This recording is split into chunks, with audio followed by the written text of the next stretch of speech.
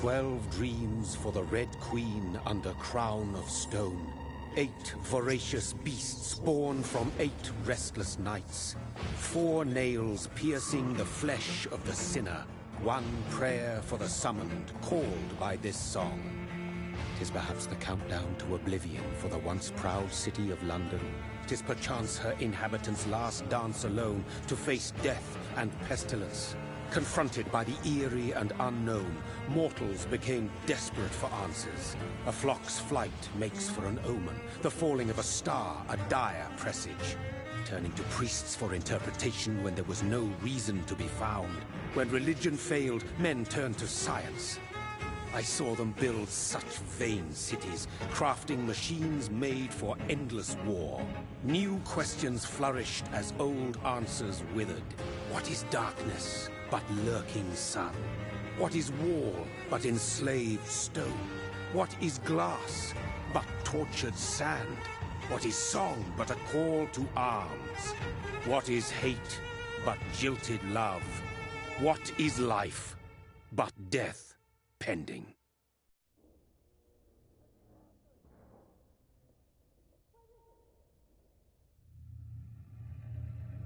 Death.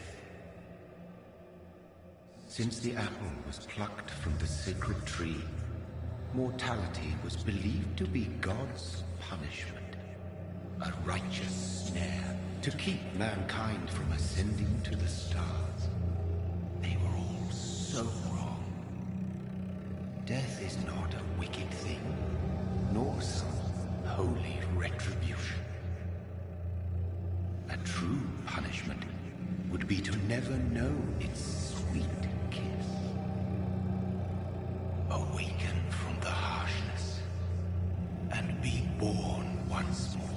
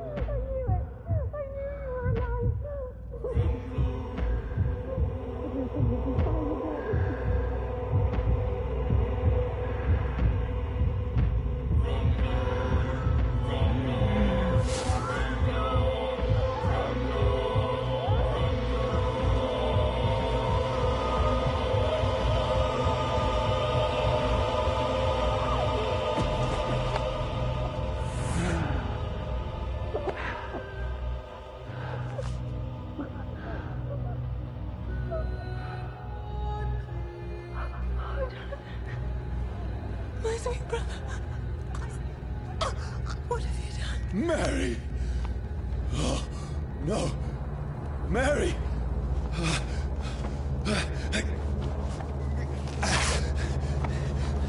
Hold on! Please, hold on! Oh, God. Oh, no. Mary. Mary. No. No, no.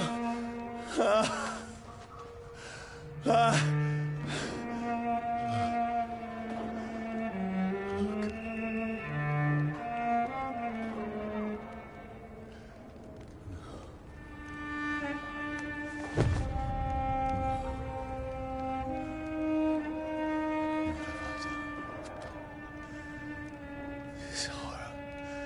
It's a nightmare.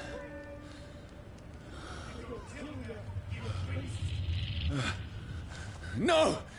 Please, a moment, let me explain!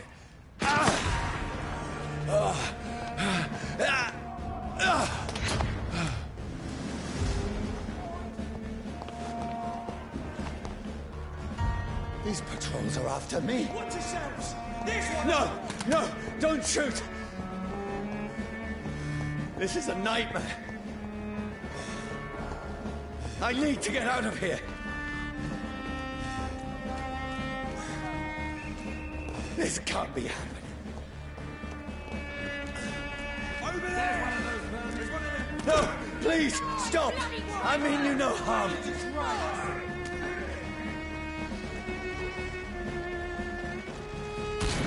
What's going on? Oh, Mary. What have I done? What's all this about? Shit, where'd it go? Now, I can defend myself. You bastards! Kill the thing! Over there! Who are you? Stay back! Sorry, but you left me no choice.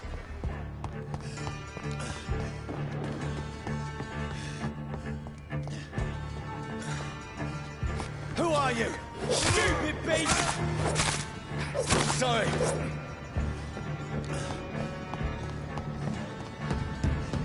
It ain't human! Kill No, it! please, stop! Got up like...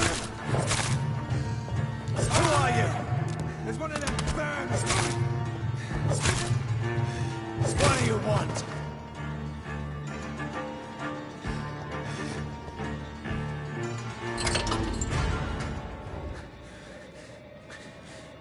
I mean you no harm. I need help. Die, you fucking leech! Please, listen to me. I can't make any sense of this. Shut up, beast! Who are you? What is this all about? What in God's name? I'll do the rest of the job. Just leave me.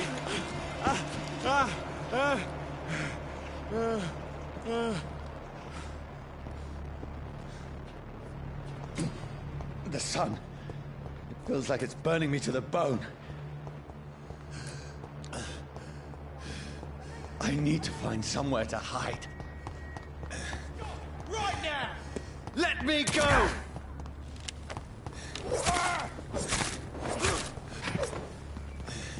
I need to find shelter. Is anybody there? What is this place?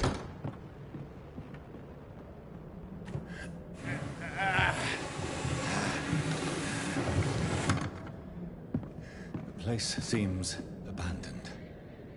I should be safe enough here.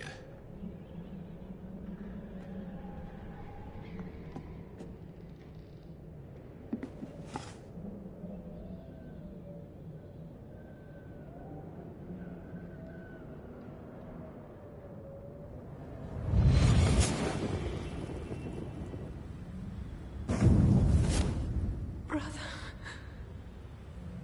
What have you done? Mary!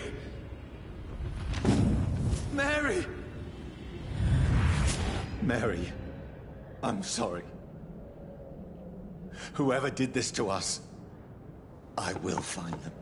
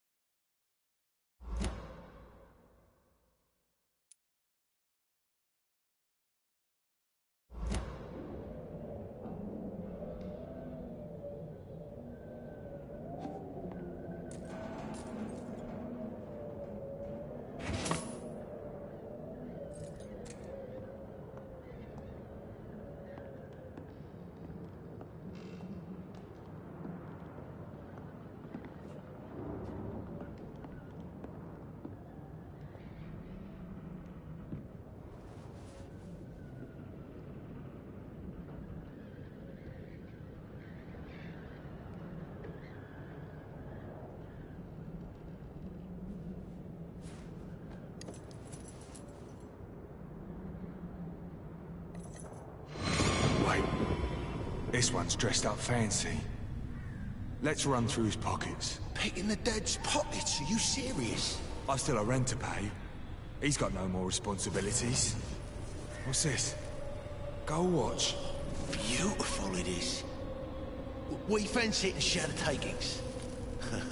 I suppose we are undertakers. Now, give him an Eve.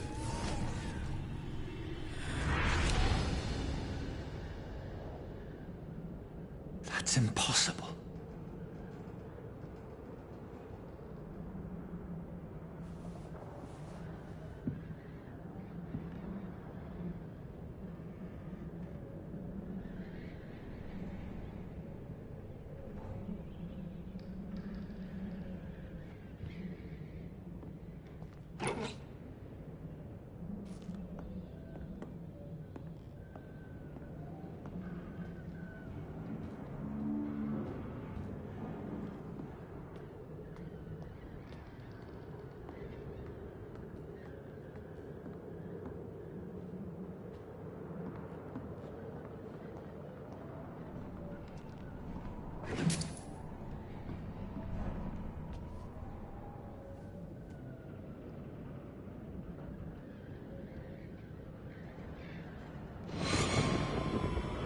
Dreams for the Red Queen that sleeps under crown of stone, that she might linger longer, her eyes as white as wool. Who goes there?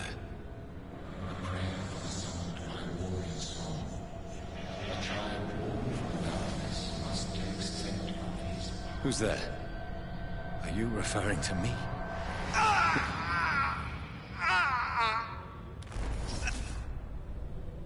No! No! I still have so much to accomplish.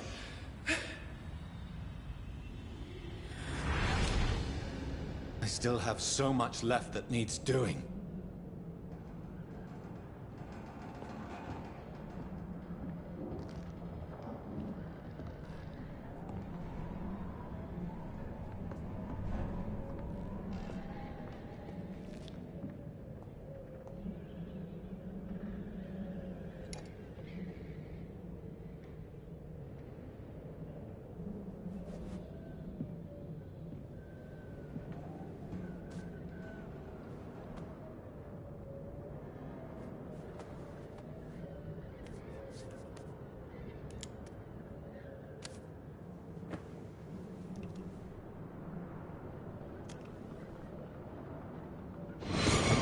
Johnny, this one's lost.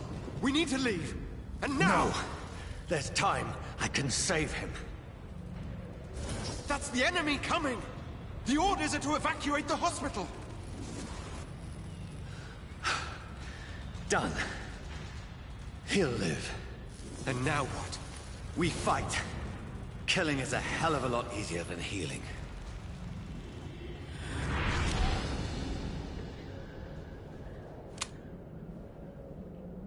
No, it never got easy.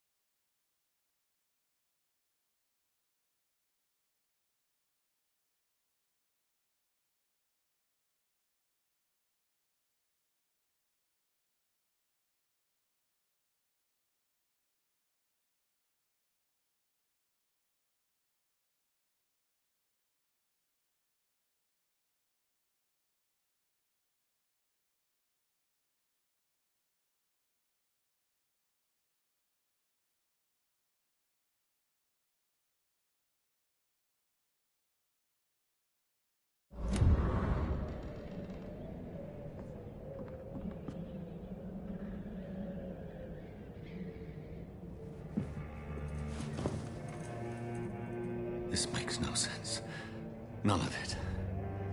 No sense at all.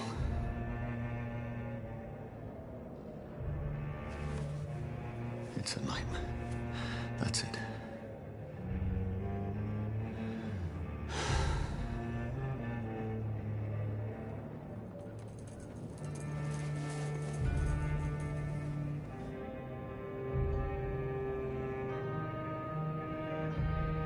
So be it.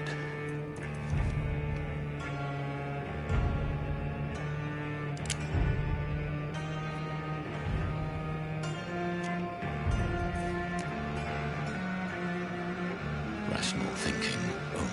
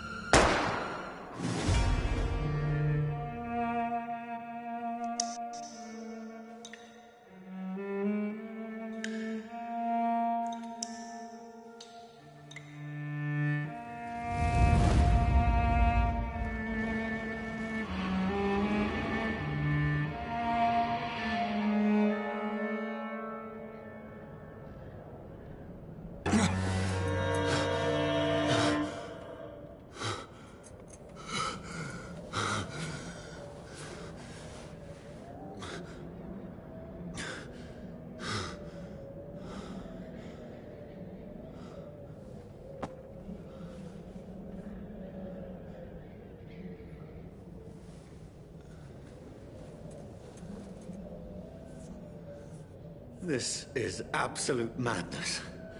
I've lost touch with the real. Madness it is, as mad as the moon, who takes blinding sunlight into a glowing reflection.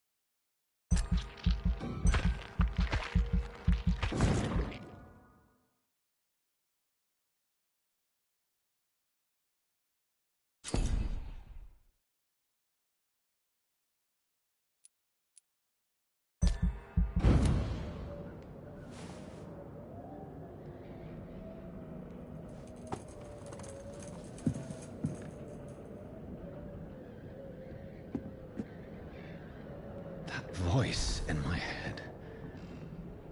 If I'm not mad, then it must belong to the one who made me what I am. I must find him to understand what I have become.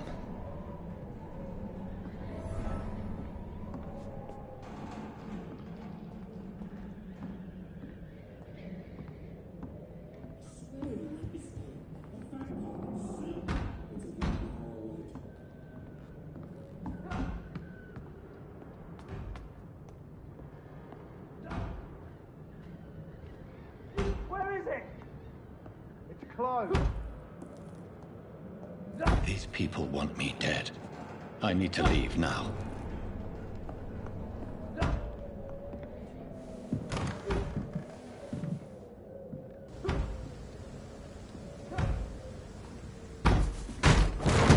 Here's the leech.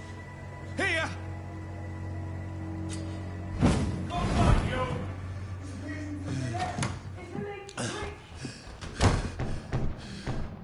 My head's spinning. Oi! Come out, you coward! Clever fucking beasts!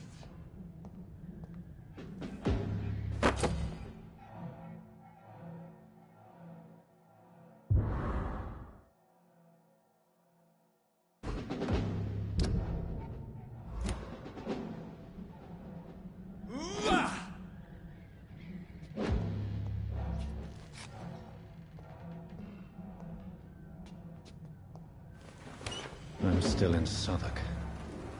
I must reach the West End. Go back home.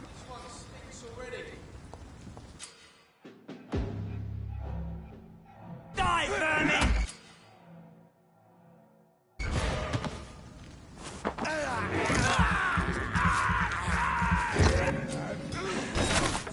There's a strength I never knew I had.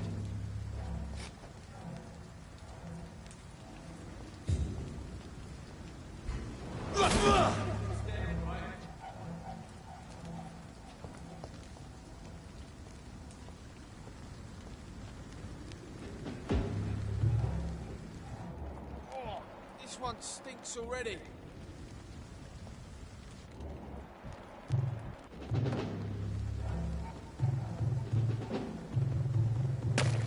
It's one of them! This shouldn't be possible.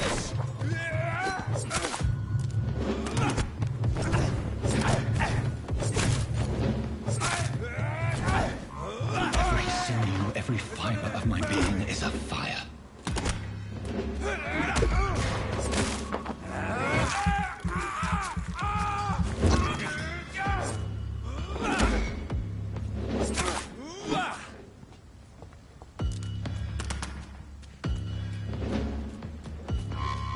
I feel like a child learning the limits of my body.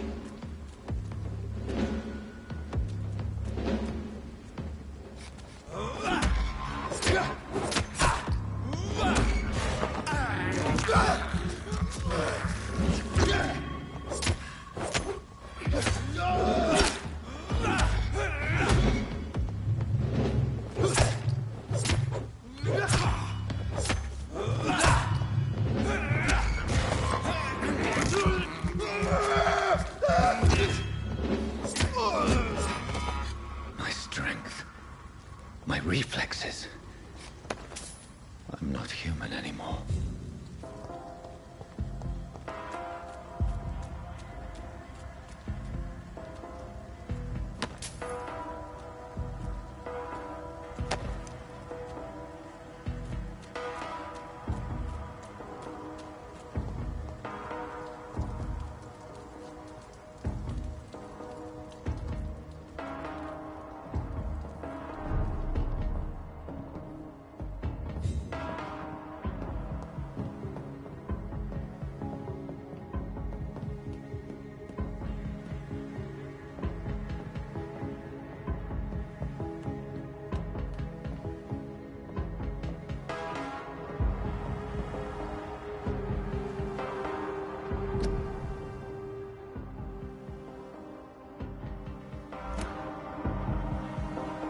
My poor sister. If only I had controlled my need for blood. Mary, someone will pay for what happened to you. For what happened to us.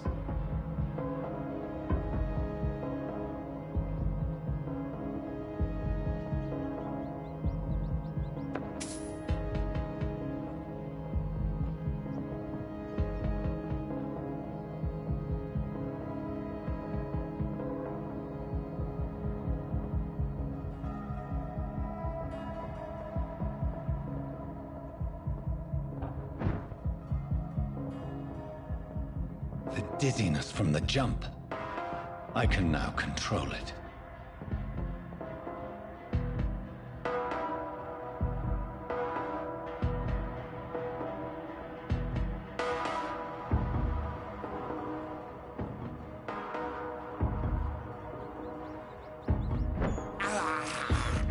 This is despicable. What will London have to say to me? I've so many questions unanswered.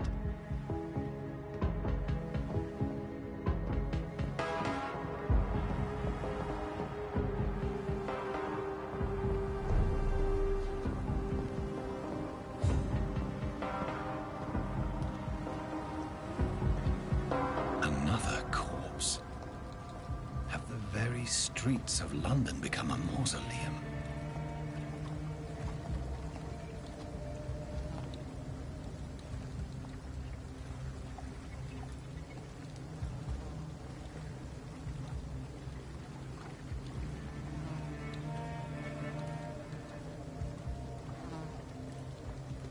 The man has been drained of all blood, but I can still smell the scent of it.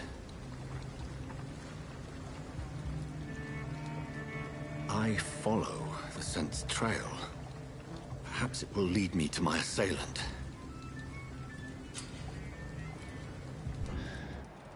Fresh blood. The smell is so strong.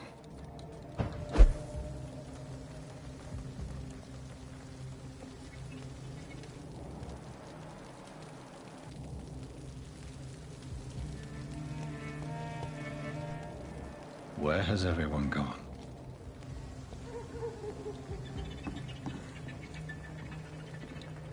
According to the blood patterns, that's where the victim was attacked. So that must be the killer's trail.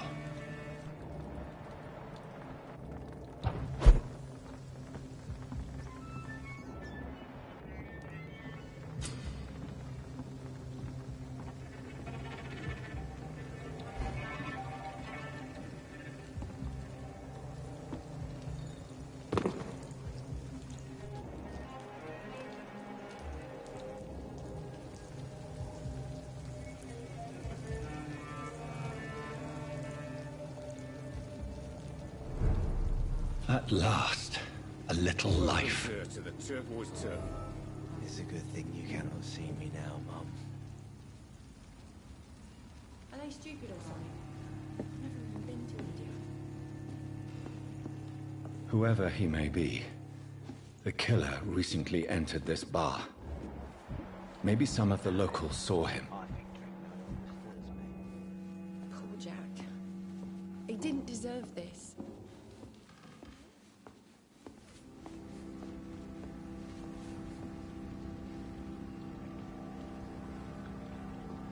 I hope I live long enough to see them wet boot boys get what's coming to them. There's gotta be something can be done to get out. Hello, sir. Are you all right? Is there any way I can help you? I don't know. Maybe you could just talk to me. Maybe you prefer to speak with Tom, then. He's more agreeable talking to strangers.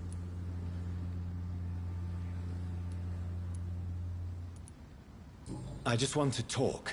I didn't mean to scare you. I'm not afraid, sir. It's just I've other customers to take care of. I only see one customer. Oh. Well, yeah, of course. I mean, I best check on them.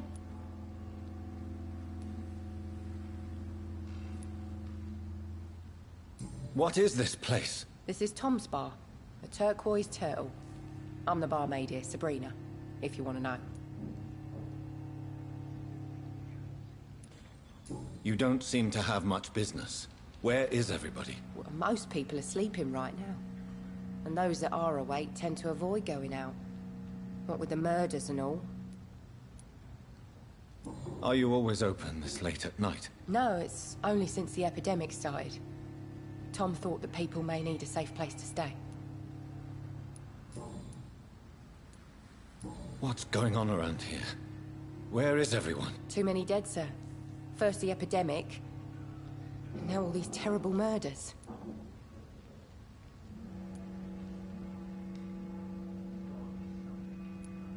What have you heard about the epidemic? There's a Spanish flu. Yeah. Killed so many last summer. Thought we'd seen the last of it. Dozens dying every week. Are the authorities doing anything? Nothing. There are so many quarantine zones in London now. It's gotten really hard to travel across town. The murders. What can you say about them? Bodies found in the streets every morning. Drained of blood. It's just horrible.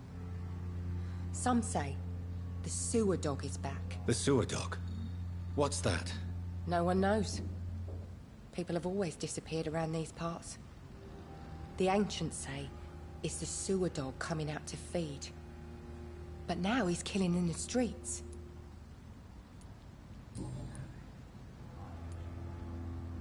I'll leave then. Thank you.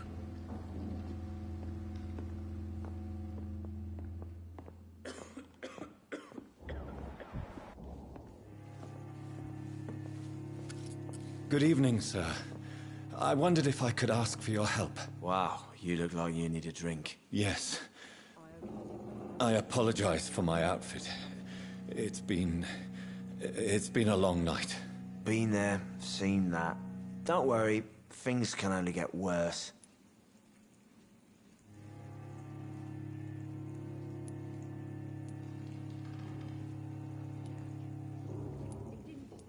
What's going on around here?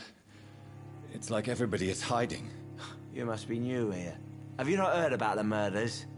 Everybody fears the return of the sewer dog.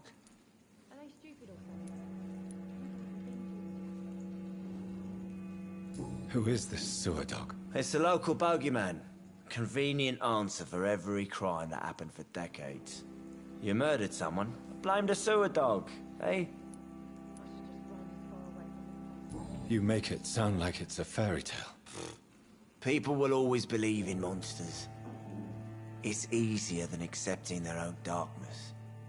We can all be monsters. Has anybody entered the bar recently? Can't say. Sorry. I spent the night making love to that gorgeous bottle, see? This is important, sir. Are you sure no one has come in here in the last few hours? I don't know and I don't care. This is a free country. People still have the right to come and go, don't they? I'll leave you to your bottle then.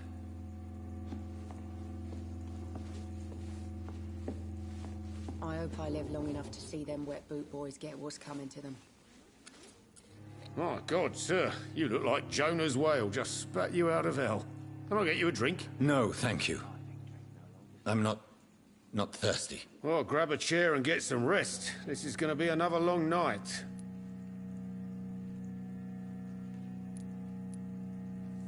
Where am I? Where is this place? You're at my bar, sir, the Turquoise Turtle. The last ray of light in this dangerous part of town.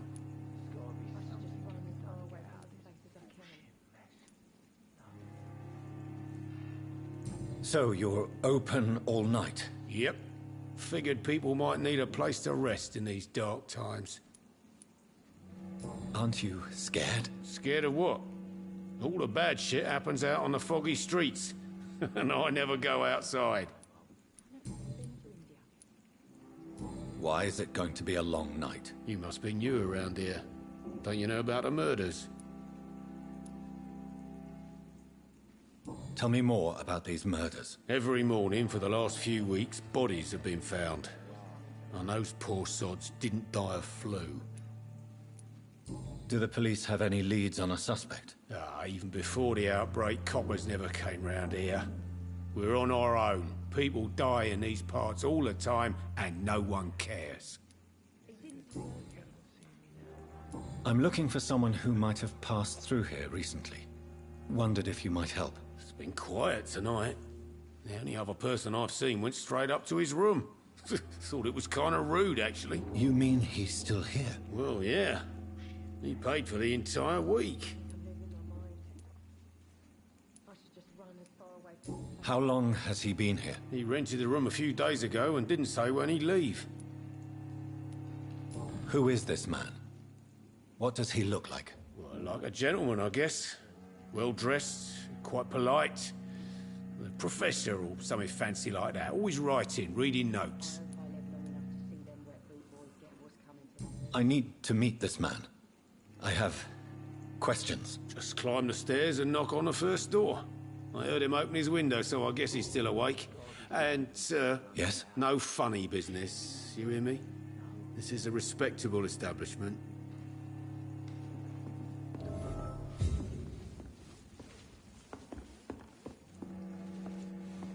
Are they stupid or something? It's a good I've never thing even you been haven't to seen India. me now, Mum. This is no place for you. Prewen has several patrols roaming the area. They do not pursue me. But they're looking for vampires, and they're most efficient. They'll not relent until the killer has been identified. I have a common objective, but I require... I think someone is eavesdropping. Are you certain? You might as well come in, whoever you are. Slowly, vampire. Who are you? I mean you no harm. Say it, the vampire. Present yourself. I need a word. With anyone.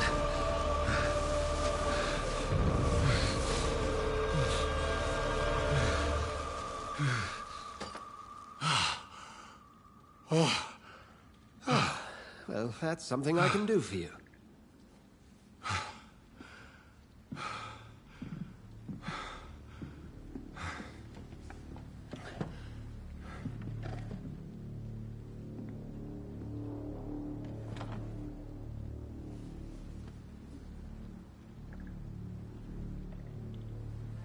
And who might...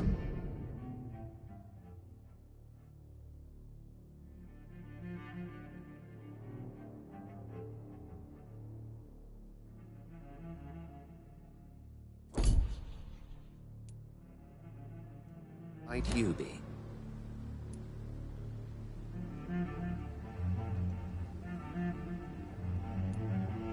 Tell me, who are you?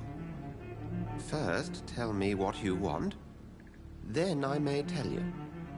That's none of your concern.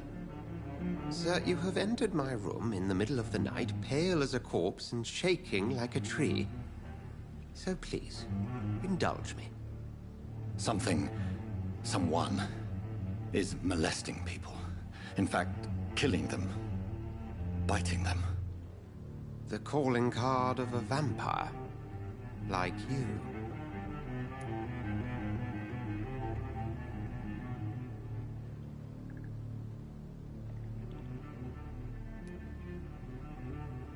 You seem the expert. How would that be? I have my secrets, as you have yours. Then if you are not a vampire, who or what are you? Dr. Edgar Swansea of the Brotherhood of St. Paul.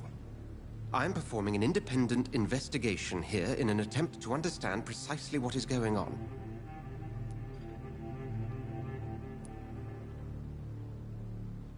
And what exactly is this Brotherhood?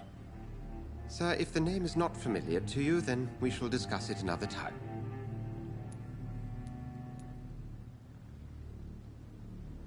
What have you uncovered concerning the murders? It started a few nights ago. Rumors of violent murders. The docks have always been, shall we say, somewhat unsavory. But this is different. How different? A vampire is at work here. Famished. Reckless. It must be brought to ground, and quickly.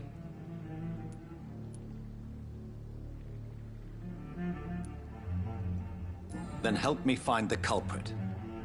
I may. If you'll first tell me why you opened this door. I followed a trail. The scent of blood from a recent victim. It led me here. You thought I was your aggressor. That explains a great deal. We're both chasing the same shadow.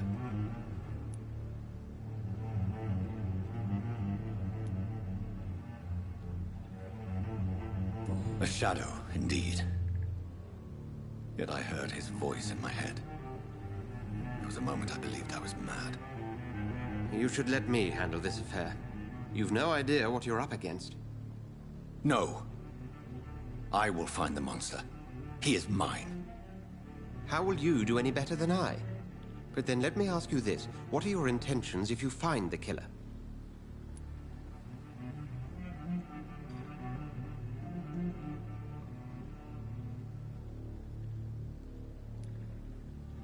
I will at last have the answers to my questions. Then I can only wish you good hunting. And pray we shall meet again.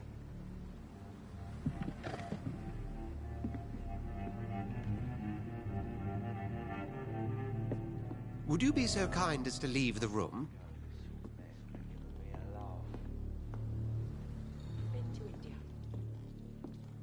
If Swansea is not my attacker, it means somebody else came here tonight. Someone must know something. There's gotta be something can be done to get out of this bullshit mess. No?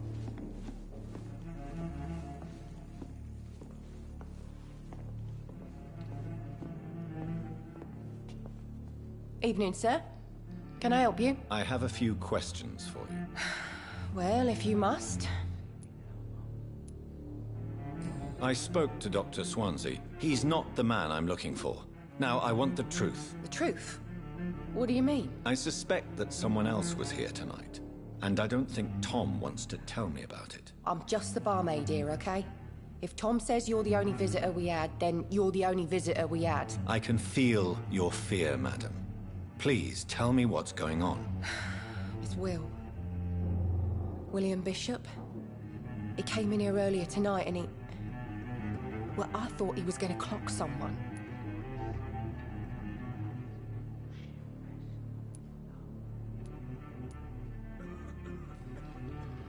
Why are you so afraid? I mean, his skin. His hands. I scrubbed every glass and every chair that he touched. God, I hope it's not contagious. What happened tonight? He was dead drunk, as usual. But my God, his eyes. His face. He must have caught something awful. He shouted and cried. It was terrible. Tell me about this William Bishop. Will was a sailor who worked at the canning factory before he lost that job. A nice bloke, really. He's never been violent. Until tonight. Why keep it a secret? Why not tell me about it? Tom's nothing if not loyal. After Will lost his job, he offered him one ear. They used to be good mates. But recently, well... Will started to get very aggressive. I see. Thank you for your candor. I'll be sure to talk to Tom.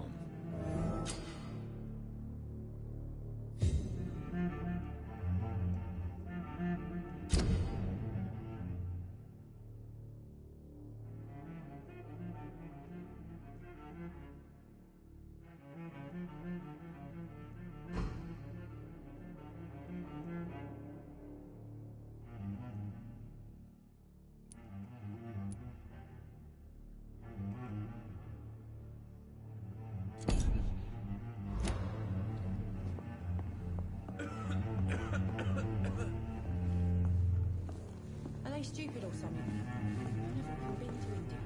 Welcome back. Did you find what you were after? I can't say I have. Are you sure no one else came into your bar before I arrived? Hey, I told you, you were the only other stranger I've had.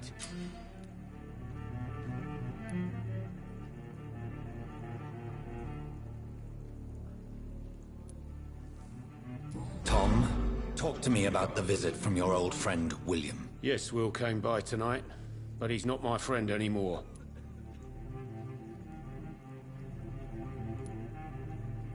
Who is he? William. Just an old sailor who loves his gin too much. He worked for years at the canning factory before it closed.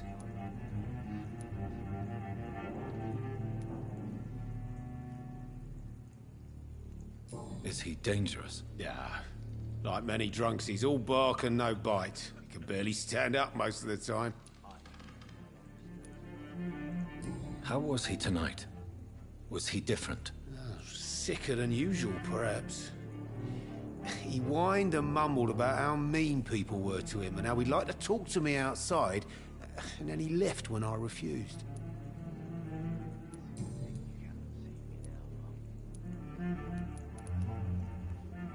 I need to find him.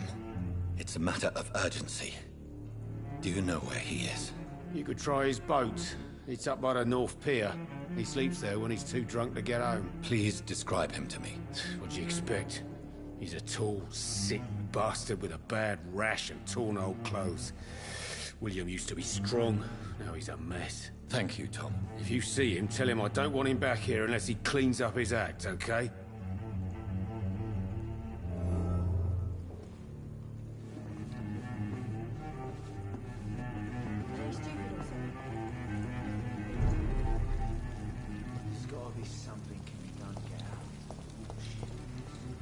I will get to the bottom of this intrigue. What's been done to me, to this city.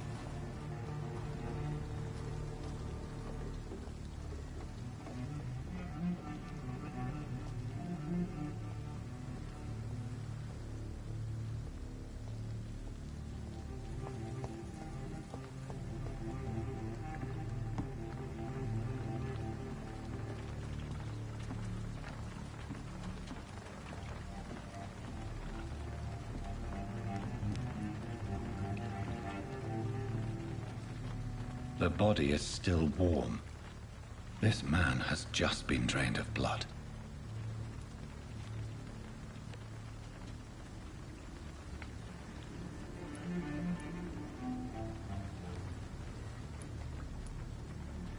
This man was armed. He tried to defend himself. This corpse has been dried of its blood, just like the previous victim. What's this? Some sort of note.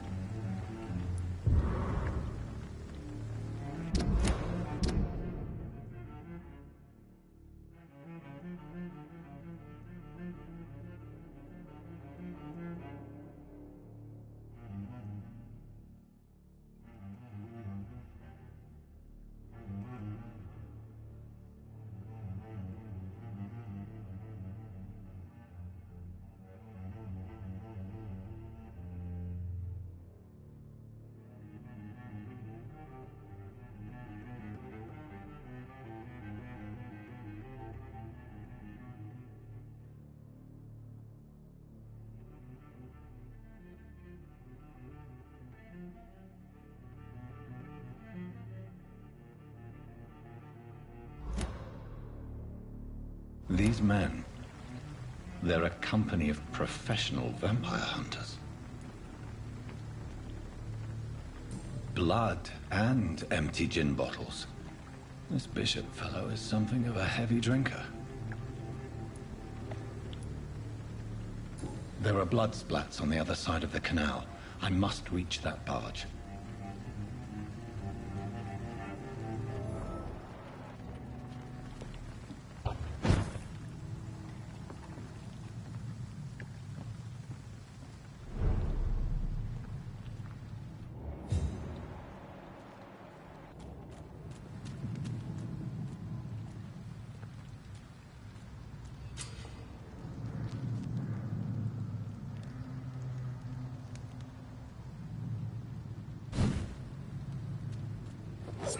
Over there! There's one of them vermin!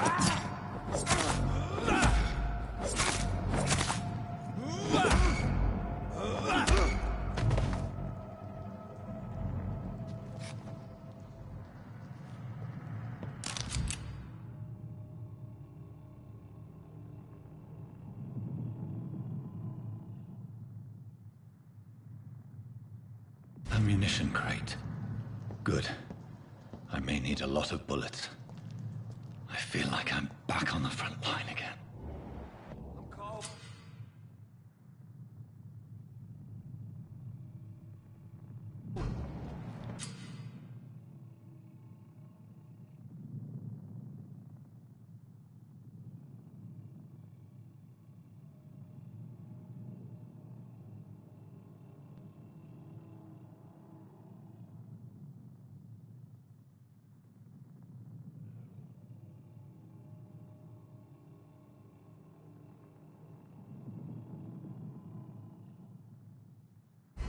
nothing here. Let's head back to a warm fire. Shut that foolish mouth of yours. You ever known McCullum to be wrong about anything? Right. No time I can remember. But I've only been part of the guard 3 weeks to the day. All the more reason to shut it, Mr. Billy.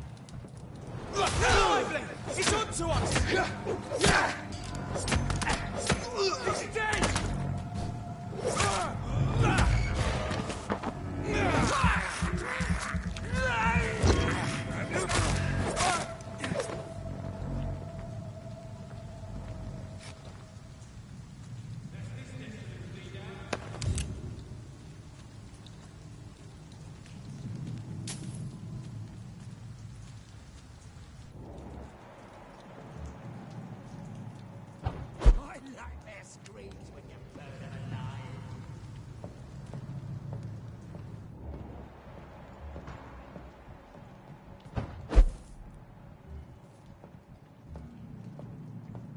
This nest that have cleaned out.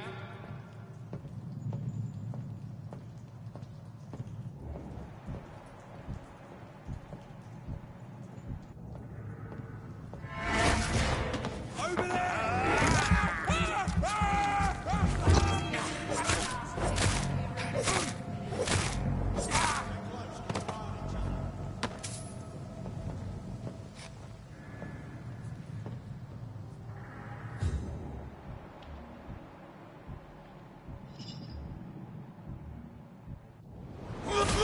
Easy does it, boys. We can deal with this vermin.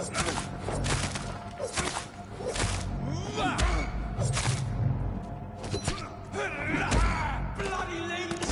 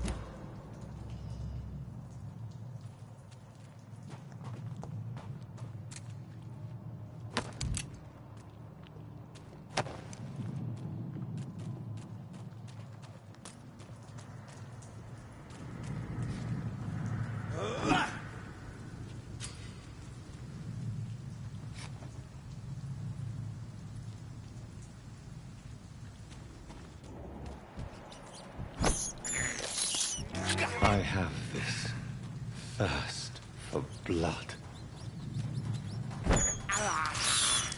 I can't believe I'm doing this.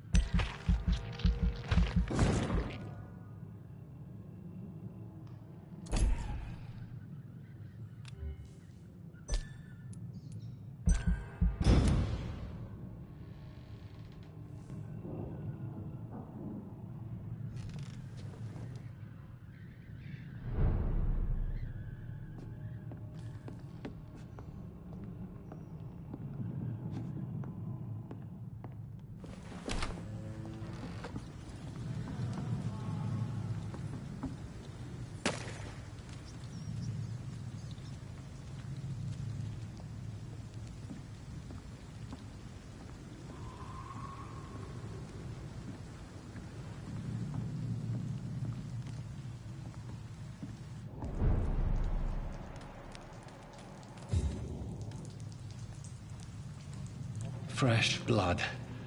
The whole building reeks of it. The scent is so strong it makes me dizzy.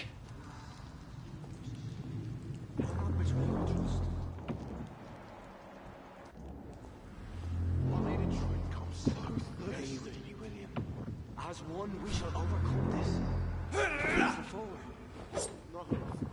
I had a drink already and it did not quench my thirst. I must... Oh dear God, not again. William, please stop. Just a sip, I promise. You are my dearest friend, you are.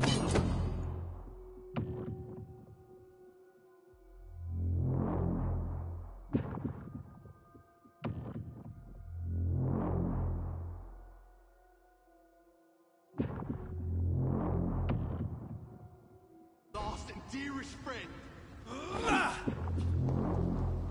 William, my arm. I can't feel it.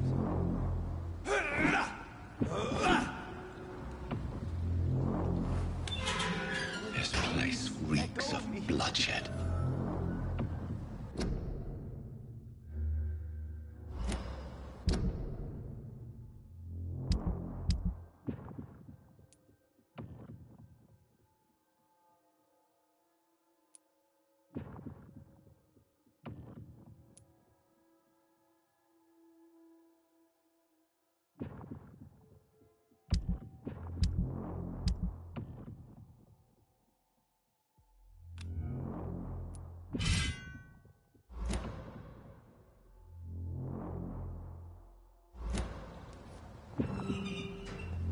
Oh my God, William.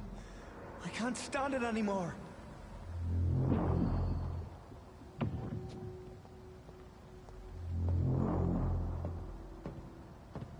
This creature is bedeviled. I must put it down.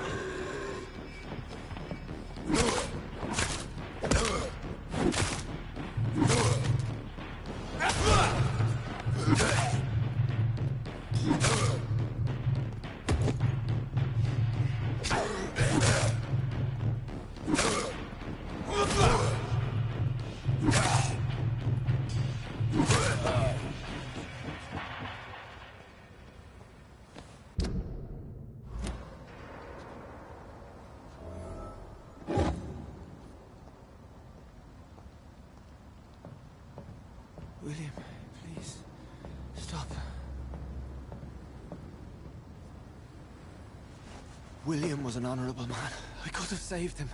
Mr. Hampton, are you in there? I knew him well, another lost soul, a kindred spirit. Sir, listen to the sound of my voice. I'm a doctor. You're suffering from shock. I must return to my flock. They'll stray without me.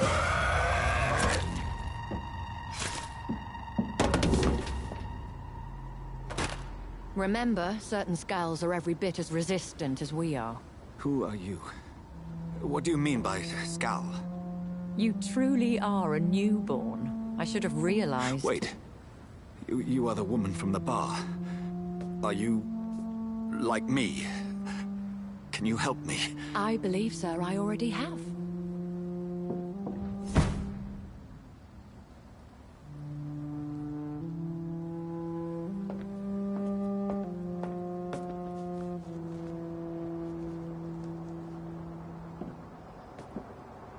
By George and the Saints, you've solved the mystery of these terrible murders. Patience, good fellows, I've come to offer help. Just give me a moment to secure my boat, and we can leave this awful place. William was not the evil man they claimed. He was just taken by the thirst. He needed his drink. This man requires medical attention. We'll see he gets to the nearest hospital. No, please, I must tend to my fold. My flock needs me. There, sir. Go with the good Dr. Swansea. He's resourceful, and I'm sure he'll take good care of you. You'd best come as well. The sun is soon to rise, and you'll need a place to rest. I just need a moment.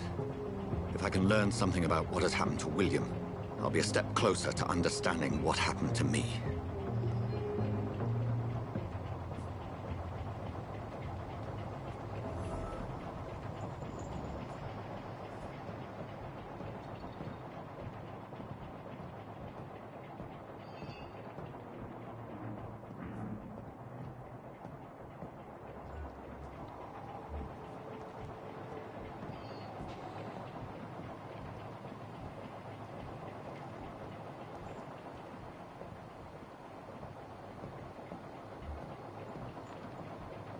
This poor creature can't be my maker. Could it be...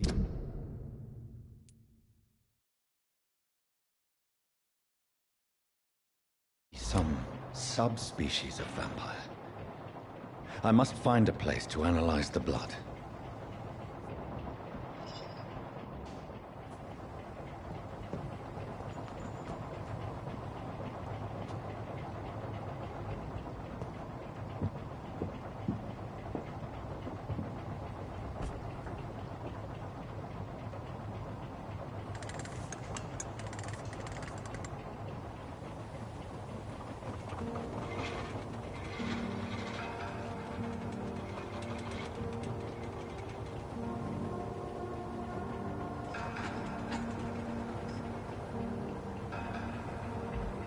Where are we headed?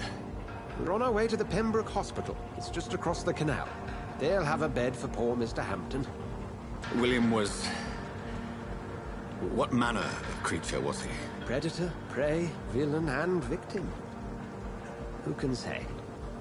The important thing is that he's been stopped. Duly noted. And the woman? What... who is she? What woman? Oh, don't play me for a fool. You used me to locate that skull. You must know who she is. And I thought you a gentleman. You shouldn't talk about a lady behind her back, but I will tell you she values her privacy. Were London as peaceful as she appears from the middle of the canal? If only that were the reality of the situation. To be honest, I've always tried to avoid this part of town. Pembroke Hospital is the last bastion between the rest of London and the epidemic. The flu has decimated the East End and the war still rages. Welcome to the front lines of a plague. This is where you work, Dr. Swansea? I am the administrator of Pembroke Hospital. I thought you were here in service of your mysterious order, the Brotherhood of... Of St. Paul's Stole, yes. But first and foremost, I'm a man of science. A physician, like yourself, Dr. Reed. How do you know who I am? No need for modesty. You are Dr. Jonathan Reed. A surgeon of some caliber and renown, if I'm not mistaken. You are correct, sir. I knew it! I had my suspicions. But when you took the blood sample from the corpse of poor William, I was certain. Dr. Reed. Marvelous. Have we met? I attended 3 of your seminars before the war. I have the utmost admiration for your research. And what a turn of fate. England's most esteemed blood specialist returns to London a vampire. That word, again. From a so-called man of science. I understand. Traditionally, the role of science is to refute myth, but when myth walks among us, the Brotherhood of St. Paul has dedicated its purpose to their study. There's so much for you to learn. Of that, you are right. Well, then let me be blunt. Join my staff at Pembroke Hospital. As a physician. I suspect you'll not find a better post of employment to contemplate your predicament. This is sudden. I was returning home to see my sickly mother. But alas, that was before contracting this... affliction. Dr. Reed, take a moment to consider. The post would be for the night shift, providing a good explanation for your absence during daylight hours. You'll be adequately reimbursed, and have a place to hide. I even had the forethought to bring some clean clothes. So, what do you say?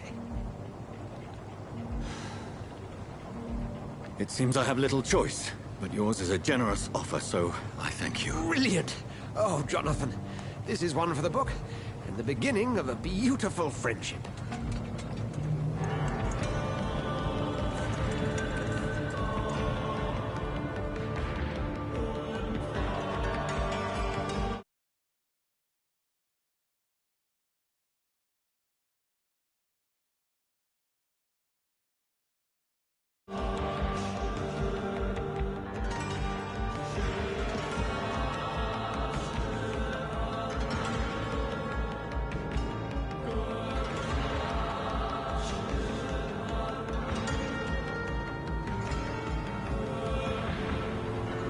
Dr. Swansea, thank goodness. I was beginning to be concerned.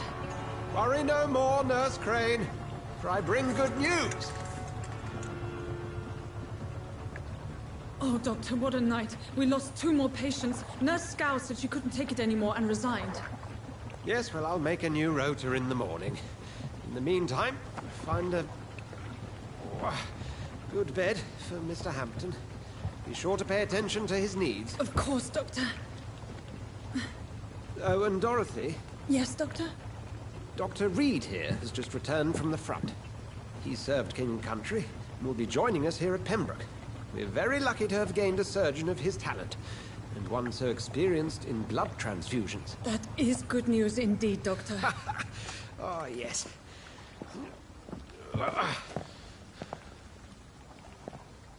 Here at Pembroke, it's not what we have, but what we haven't.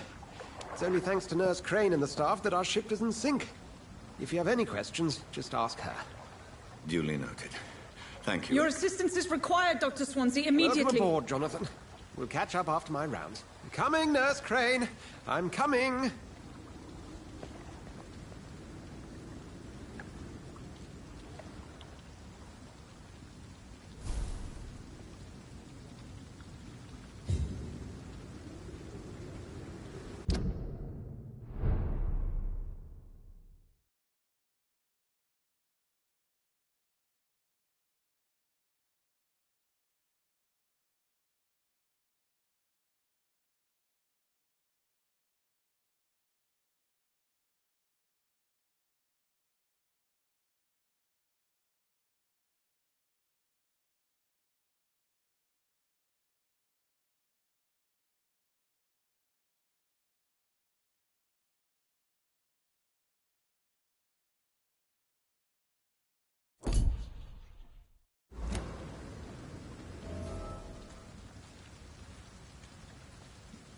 We'll have a word in my office later, Jonathan.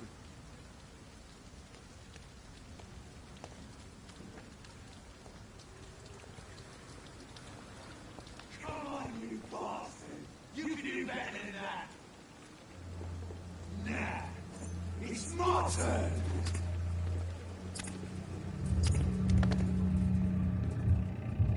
Rotten or pristine, each heart contains the secret of life. Drink at this river, try it all.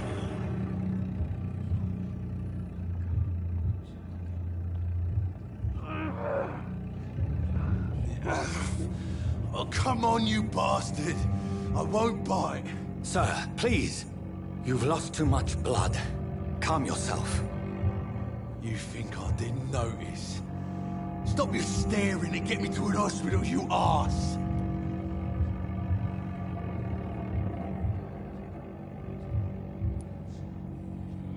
Insult me again and I'll put an end to your misery right now. All right, sorry. I am in pain here. My guts are spilling out onto the street and you're yabbering on. Yes. That's a very nasty wound you've got there. Take my word, I am a doctor. Dr. Jonathan Reed. Name's Clay Cox. I'd appreciate you helping me to a better place, Doc. Follow me, Mr. Cox. Let me assist you to that better place.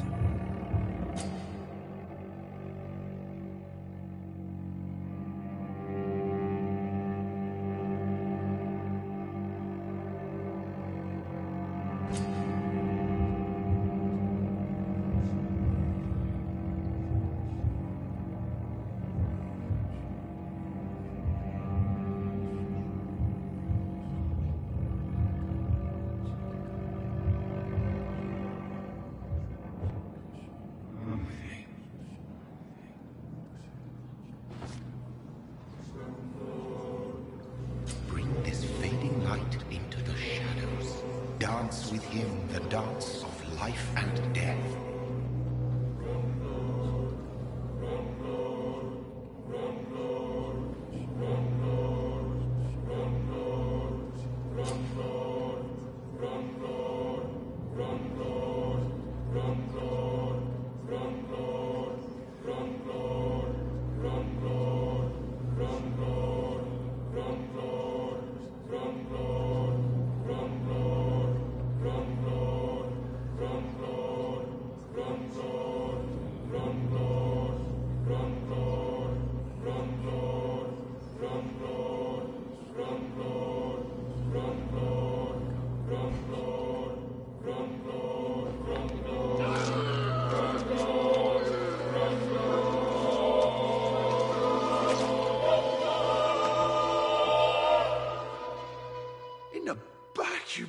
bastard! Didn't have the guts to fight me. Fuck you. I'll kill you. I'll kill you.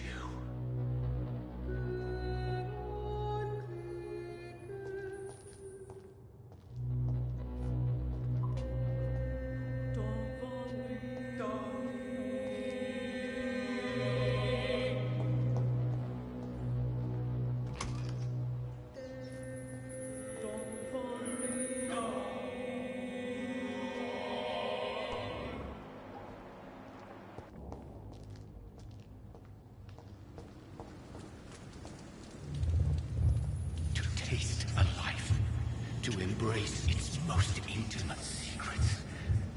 Such a burden, such a divine sin.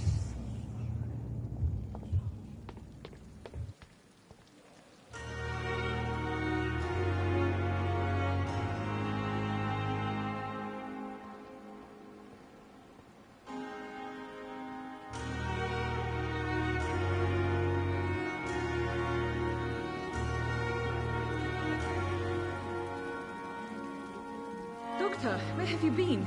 I've little time to play hide and seek with new staff members, no matter how illustrious they may be. I apologize, nurse. I needed some time to myself.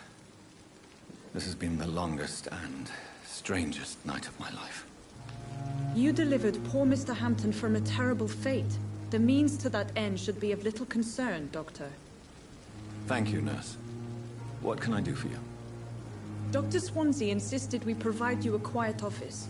You'll find it on the second floor with your name on the door. Thank you. Nurse Crane, isn't it? Yes, Dorothy Crane.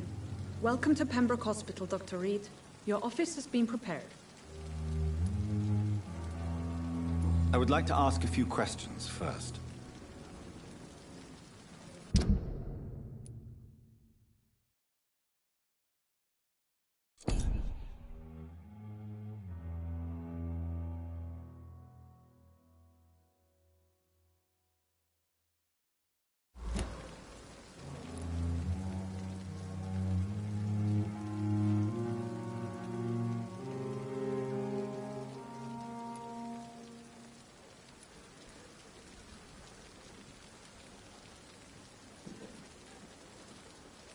What kind of man is Dr. Swansea? Well, you accepted the job from him. I thought you would have known about your employer.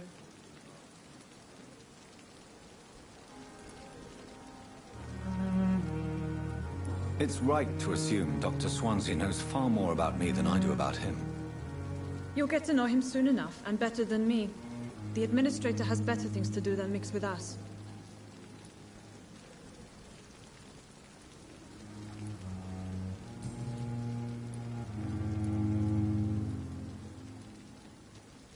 If you could point me in the direction of my room again, nurse. Second floor of the hospital, left after the stairs. It's the last vacant office at the end of the corridor. And Mr. Hampton, the patient we brought in. How does he fare? I gave him a sedative to help him sleep. Poor thing was in quite a state of shock.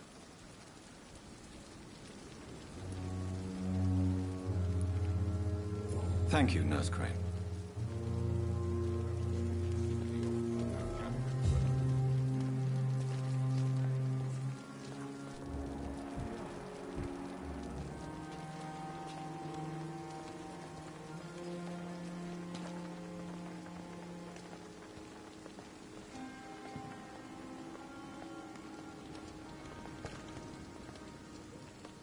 Dr. Swansea is right. This place seems perfect to conduct my research.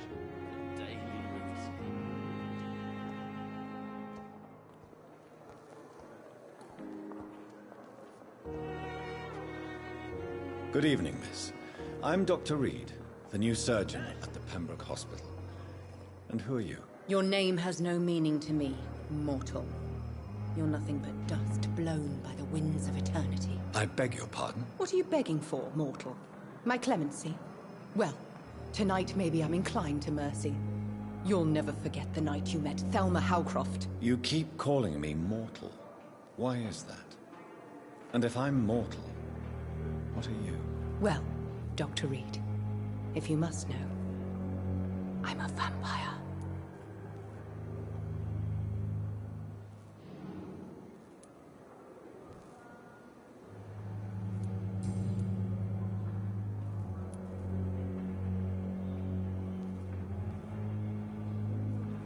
I'm assuming you must be a patient here.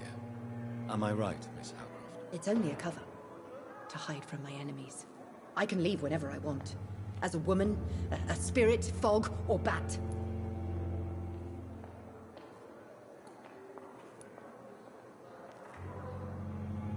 The staff here are not your enemy. They're here to help you, to care for you. I'm not speaking of the doctors in white.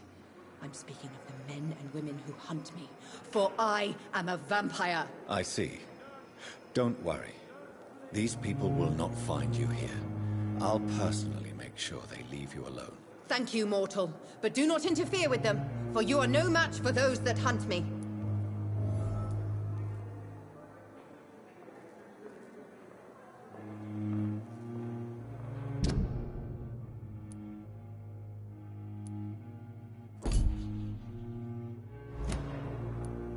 Who are these enemies you mentioned? Can you describe them? I cannot say for sure. But I sense their eyes on me from nearby. I feel them watching me every time I visit the garden near the morgue. And why do you believe you're a vampire? I don't need to believe anything. It is what I am. It is what I feel within this hollow shell of flesh.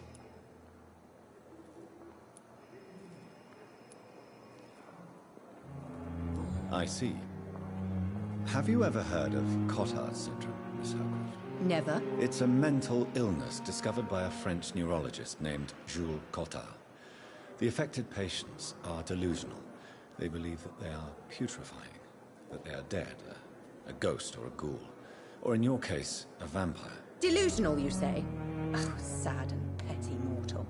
You can't even begin to understand the concept of immortality. And you think it is I who am delusional. Please, describe to me how you feel. What is it like to be a vampire? I can hear my body crumble from the inside as my flesh cracks and fades. I sense the last pulse of pustulant blood within my drying veins. I need new blood.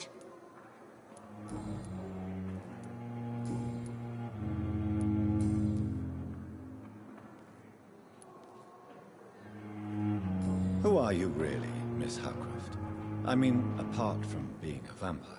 Is that not enough for you, puny mortal? What do you require? Proof of my powers? I'm curious to know who you were before becoming a vampire. No, it's such a long time ago, I don't remember. Centuries of unholy life can have strange effects on one's minds, you see?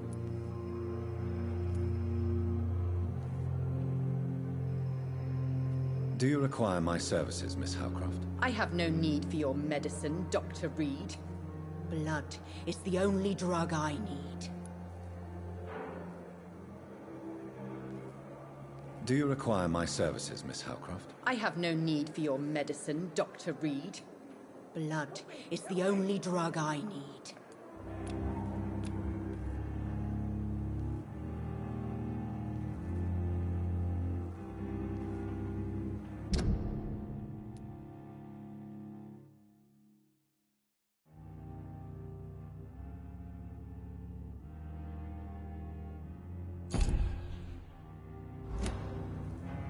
I'll leave you, Mistress of the Dark, to your nocturnal activities.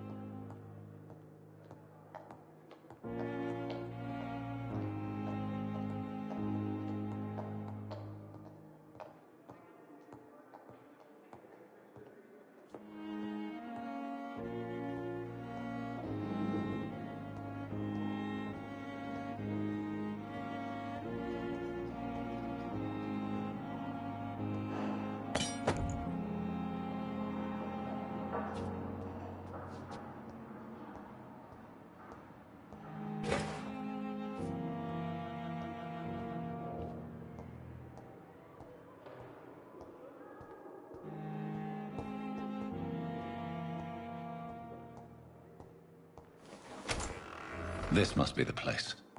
It's definitely away from prying eyes. Relegated to the shadows. A kingdom of my own. At least I won't be sleeping in a coffin.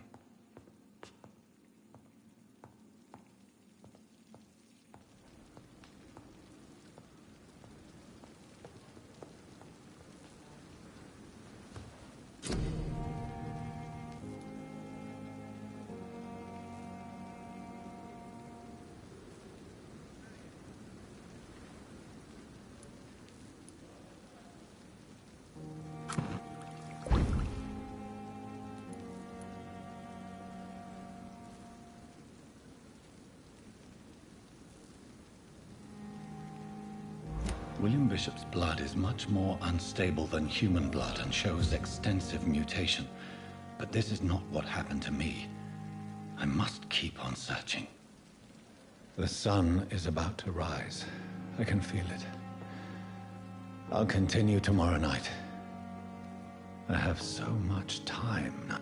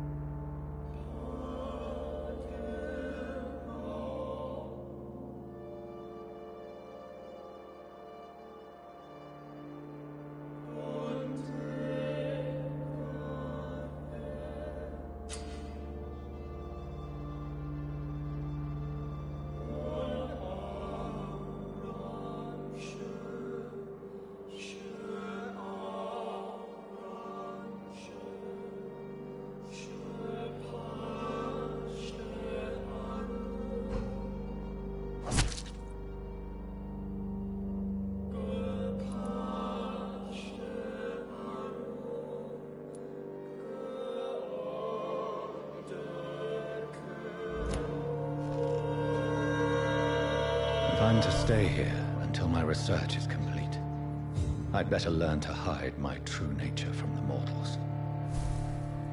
But what about my thirst for blood?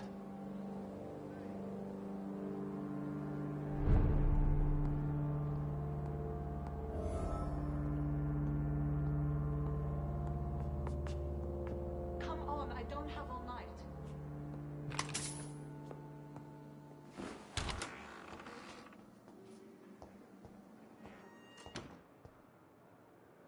Yes, Nurse Crane? How can I help you?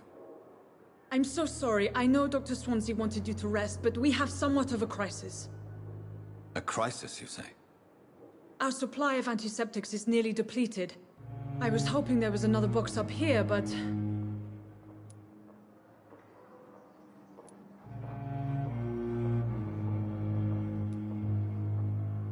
What type of hospital are you running? No antiseptics? You have been away too long, Doctor. With the war and now this epidemic, supplies have been running scarce for months now. I may have a solution. In France, during the war, drugs shortage was a daily problem, and we had to use our wits to overcome the shortages. However do you mean? If combined correctly, certain household chemical products can be used in a pinch instead. Now, where's the hospital storeroom? The storeroom? Fat chance. This is the Pembroke, and space is luxury we don't have. Everything used to be stored in the old morgue. Perhaps I should look there first. Where is this morgue? It's the large building behind the hospital. You'll need to go in the back door because it's been sealed off for sanitary reasons. Take this key. It opens a small back entrance at the end of a narrow street. The abandoned morgue behind the hospital. A small door at the end of a narrow street. On my way then. Thank you, nurse.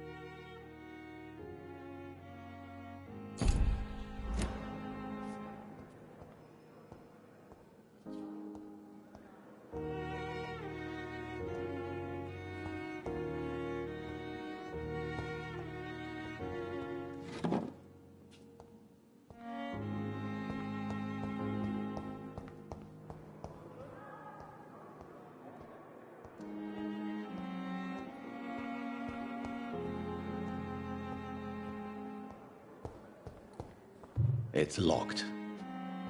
It's locked, all right.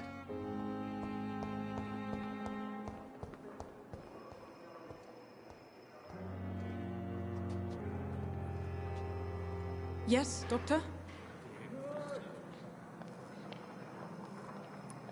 Exactly how bad is the supply situation here at Pembroke? It really depends. Dr. Swansea deftly works his society contacts for monies. But with the quarantine, well, we're in God's hands. Why then do you always work the nights? Don't you ever sleep? At the Pembroke, we're always hands on deck. Your dedication to the Pembroke does you credit, Nurse Crane, but when do you sleep? We staff get our sleep when we can, Doctor. Nursing is a vocation, not the labor of a journeyman. Lack of sleep and the medical profession always ends in disaster. I've witnessed many a colleague succumb to stimulants to fight exhaustion. Drugs were as deadly as bullets in the trenches. London's trenches start here at Pembroke Hospital. We are on the front line, make no mistake.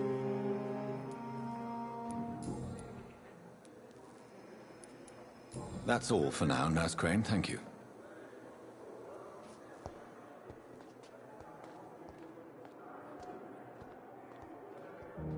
With you at our side, Dr. Reed, I know that Pembroke will prevail and survive this epidemic. Good evening, sir. I'm Dr. Reed. I believe we're going to be colleagues. Reed? Yes, I've been informed about your arrival. I'm Waverly Ackroyd. Welcome aboard, I suppose. Does my arrival inconvenience you in some way, Dr. Ackroyd? Let us just say that I don't particularly share Dr. Swansea's enthusiasm for hiring you. What we need here are reliable professionals, not overrated dabblers.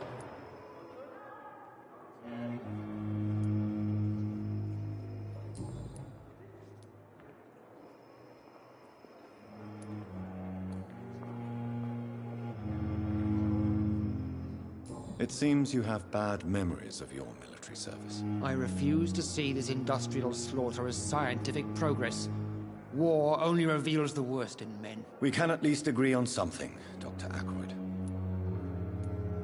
I don't know what you've heard about me, but I have already proved my value as a practitioner. I don't question your skills, Dr. Reed, but your motive. Is it money, fame, or are you truly dedicated? And what exactly is that supposed to mean? I served in the war just like you. But unlike you, I did not use the wounded to play the modern sorcerer. Be careful what you insinuate, Dr. Ackroyd. I only want you to admit you used those men to improve your theories.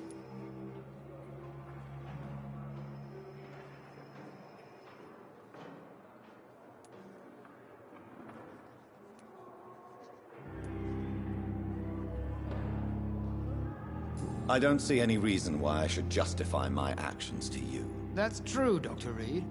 The only judge has to be yourself. The question is, are you judging yourself hard enough?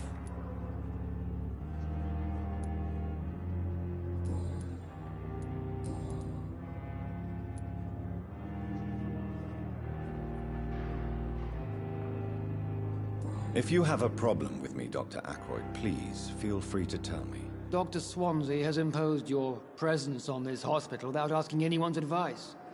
The benefit of his position. But I don't agree with it. I know we've never met before, but I believe this hospital could use all the help it can get. You will agree with that, I'm sure. Oh, but I have heard about you, Dr. Reed. Of course you can't say the same about me, since I have not wasted my time courting the press.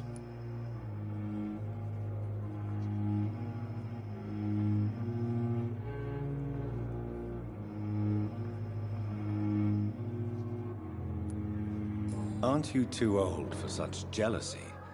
It really won't do you any good, you know. Don't be ridiculous, Dr. Reed. A simple glance is enough for me to know you have nothing for me to envy.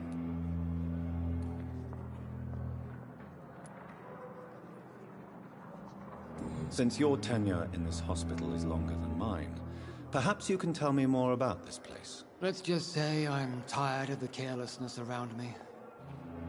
I have always respected the skills of Dr. Swansea, but over time, his enthusiasm has become displaced. Carelessness? Exactly what are you talking about? We're here to save lives. The people who trust us are not volunteering for experimentation. They're here to be healed. I don't intend to run any radical experiments, Doctor. Even if I, as any good practitioner should, express an interest in pushing the boundaries of medical research. Modern medical methods were created through audacity and ego. But there are rules in our line of work, and they're here to protect our patients.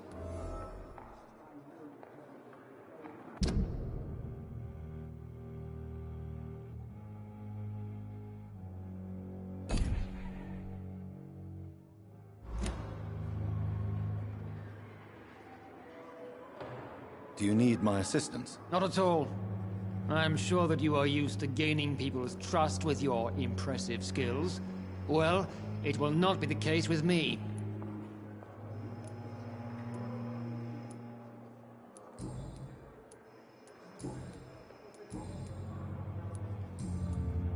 Thank you for your time.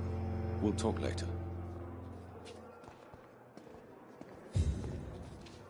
I'm quite busy right now, Dr. Reed. Thank you for your time. We'll talk later.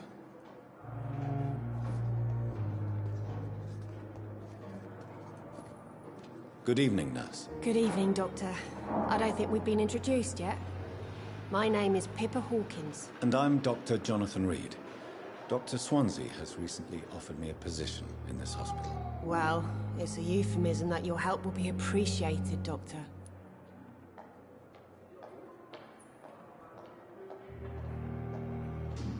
Do you need medical help yourself, nurse? I'm fine, really. I just need to sleep.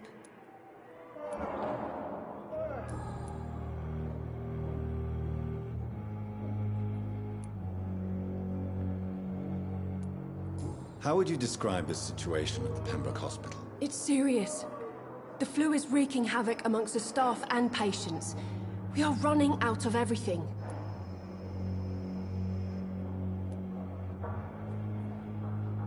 Nurse Hawkins, the Spanish flu won't last forever. Even the Black Plague didn't kill everyone. I wish I could believe you.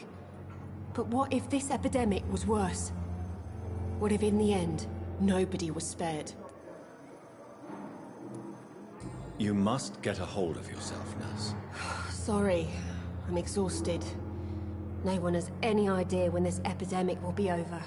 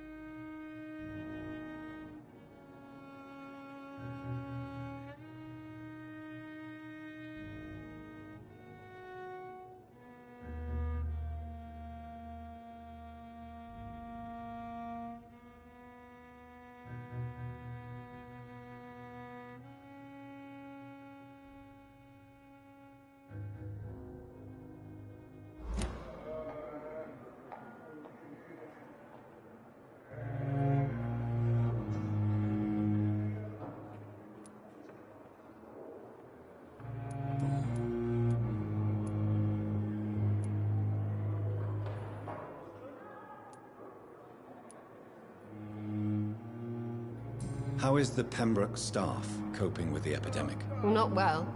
Milton, the ambulance driver, is even more grumpy than usual, especially concerning doctors.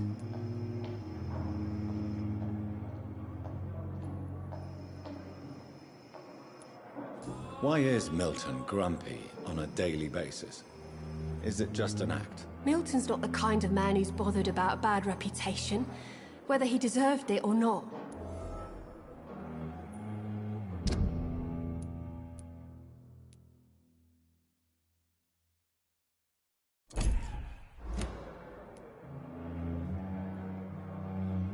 Why does Milton dislike doctors? I don't know. Just ask him. But be warned, Milton is not the chatty type.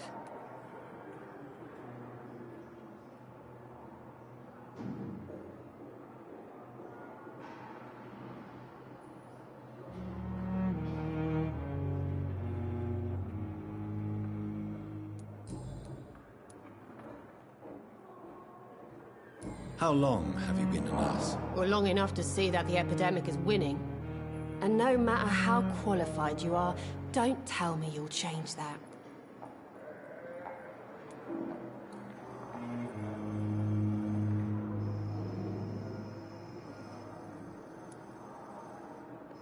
You'd be surprised what dedication can achieve, Nurse Hawkins. In medicine, sometimes we're just a test result away from a miracle. Sorry, Doctor.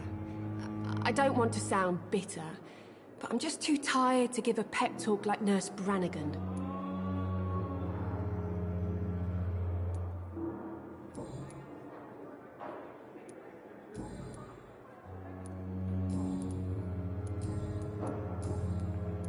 Goodbye, Nurse Hawkins.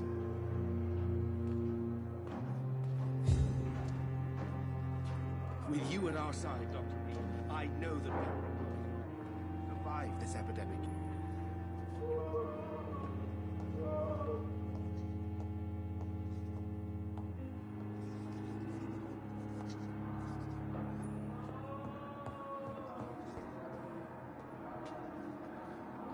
Good evening, Doctor. I believe we're going to be working together. Dr. Reed. Dr. Swansea informed us of your arrival, but I could not dare to believe we'd have such good fortune. Such an honor, sir. Thank you. And you are? I am Thoreau Strickland, Dr. Thoreau Strickland. I'm a great admirer of your work, Dr. Reed.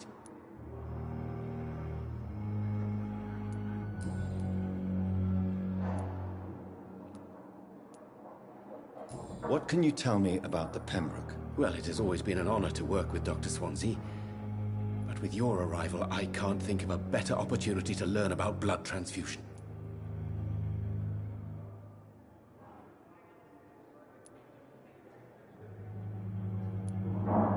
Do you need help with anything in particular? Well, yes, maybe. I'm waiting for a batch of products I ordered for my personal research. Yet my supplier seems to have vanished. Do you want me to play the errand boy for you? Oh no, Dr. Reed. But if you went personally to his shop, well, with your reputation and all, he wouldn't dare to refuse the products I need. I see. Well, give me the address, for I may pass by if I have time.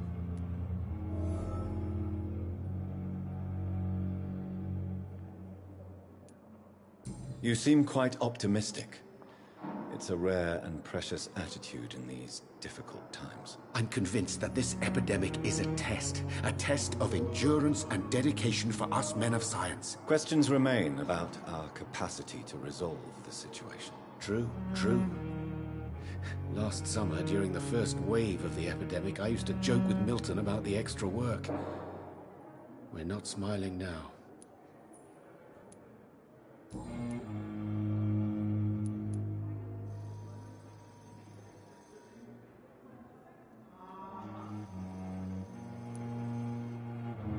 Please, could you tell me something about yourself? I'm a great admirer of your work concerning blood transfusion, Dr. Reed. I run my own experiments. I'm convinced it's the future.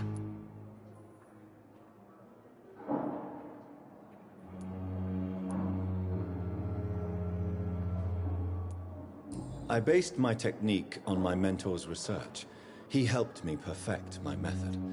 What is yours? I'd rather not talk about it. For now, it's just theories and first approach.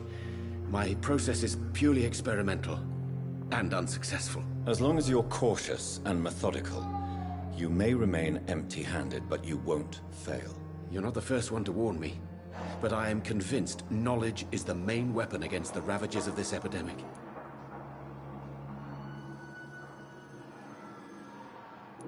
What made you choose to be a doctor? I'm not ashamed to admit you and your work have inspired me. I am honored to have the opportunity to work by your side.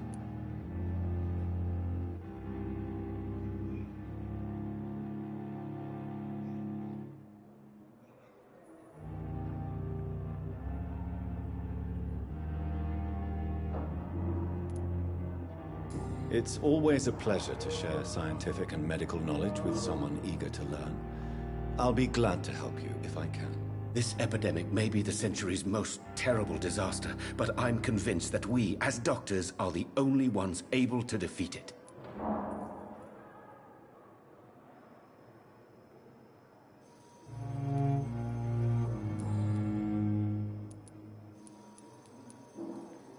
What do you think of Dr. Ackroyd's aversion to modern medical methods? It's a shame he's so narrow-minded.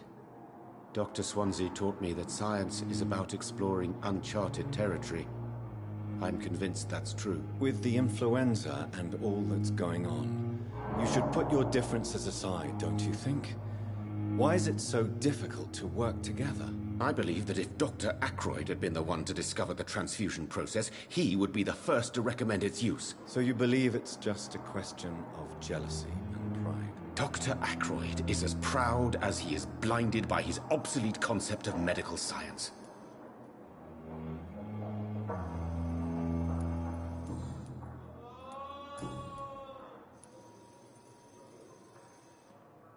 Tell me more about your willingness to experiment with new medical techniques. Harvey Fiddick is a patient suffering from a severe injury that could cripple him if not treated correctly. I'm convinced your blood transfusion technique could help him. What is it you really want? To save him, or to prove your point? Fair question. I want nothing but to save my patient, Dr. Reed. Especially since I know Mr. Fiddick's story.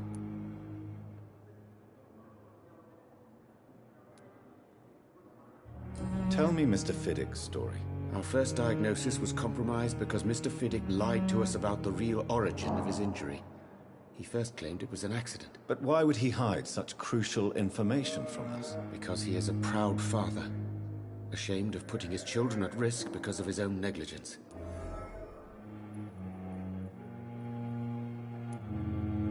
This personal involvement could also appear to be a lack of impartiality. You must know that a good surgeon must remain neutral. I agree. But that does not excuse Dr. Ackroyd's behavior. A man who did not even take time to converse with his patient. Do you think keeping his distance was a mistake? All I know is that I'm taking care of human beings with desires, hopes, and fears. Not some biological machine comprised of blood, bones, and flesh.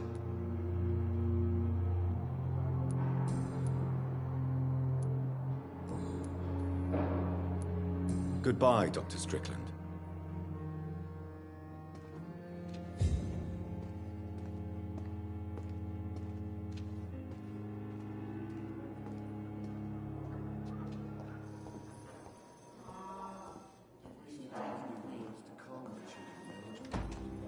As for me, what a blundering idiot.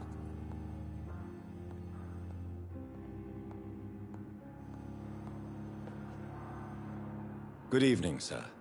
I'm Dr. Reed. May I help you? I don't know if a third opinion is needed. Your colleagues are already arguing about my condition. I see. Would you mind telling me more about your situation? I'm Harvey Fiddick. All I want is to get me bloody arm fixed properly.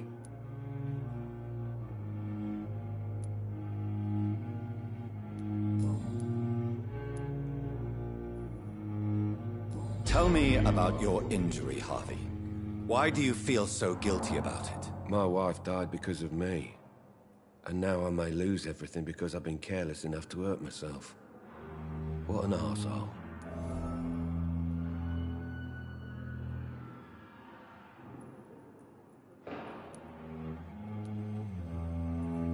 You can't hold yourself responsible for your injury, Mr. Fiddick. Unless you tried to hurt yourself. Of course I didn't hurt myself. But I can't work until my arm is fixed. My children need to eat, Doctor. How could your job be responsible for your wife's death? I was working a double. She went out to bring me a hot meal and got caught in a German bomb raid.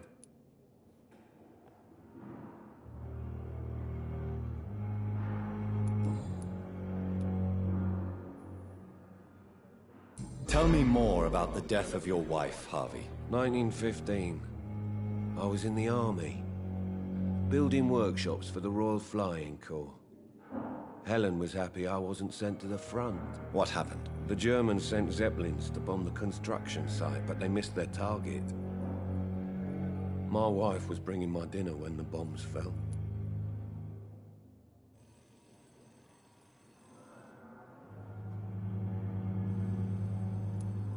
How are your children after losing their mother? They were smaller then. The only good thing about this is my Helen didn't bring them with her that night.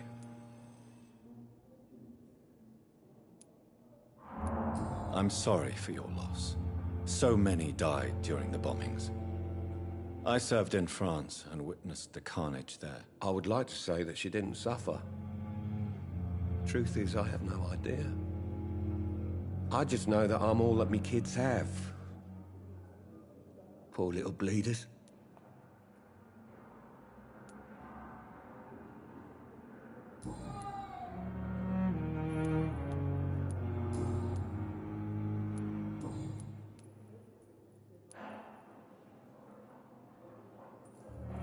Tell me about the doctors who are arguing about your case. Strickland and Aykroyd.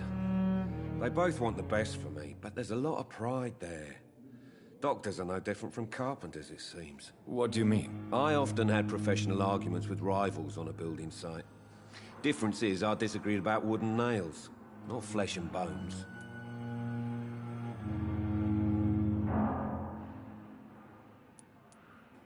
Are you satisfied with your treatment here? Well, it's clear that I've chosen a bad time to be injured. Forgive my bluntness, but you seem overwhelmed by cases of the flu. I won't lie to you about it.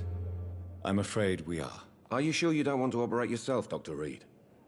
I have the feeling you're very capable, and your colleagues seem to think so too. In other circumstances, you would be right. But for now, I don't think I can take on the responsibility. My apologies. Is there anything else that's bothering you? Can I help in any way? I'm all right. Considering the state of this place, I should consider myself lucky, I guess.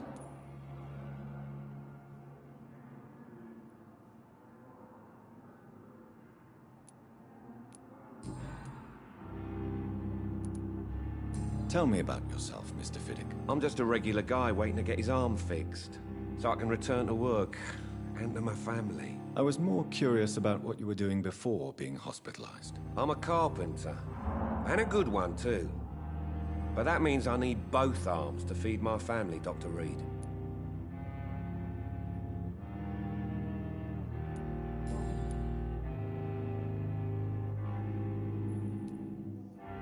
Goodbye for now, Mr. Fiddick. I'll see you later. You always knew the words to calm the children, Helen. As for me, what a blundering idiot.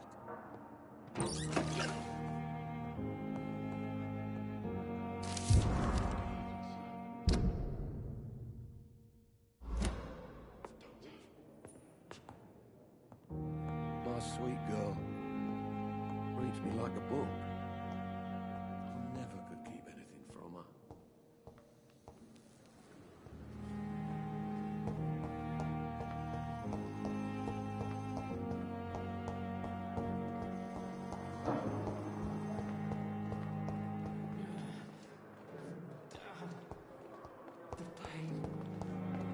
It's here again. A giant morgue disguised as a hospital. That's Pembroke nowadays. I wish I could be sick again. Good evening, sir. Can I help you? Unless you're here to fix my face. No. I don't think you can help me. I'm Dr. Reed. I've recently taken the position of head surgeon here. War injuries, am I right? You guessed right, Doctor. German shell took my pretty little mug right off. But they still call me Thomas Elwood.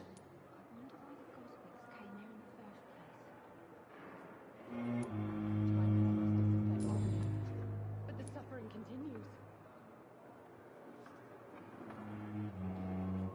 How is your stay with us, Mr. Elwood? Oh, it's bliss. I just escaped death in the trenches to be surrounded again by the moans of the dying. Can I ask you precisely why you're a patient here? It's the pain, sir. The drugs don't work. It just hurts under the scars, if you get my drift.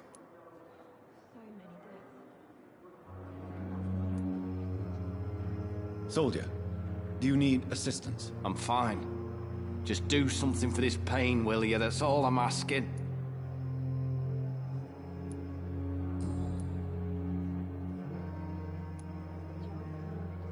Why do you feel responsible for the injury, Thomas?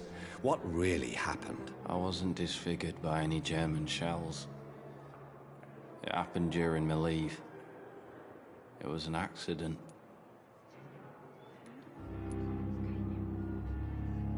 Why lie about it? Come on. It's one thing to come back disfigured by the Germans, and it's another to get injured in an accident that could have happened to anybody.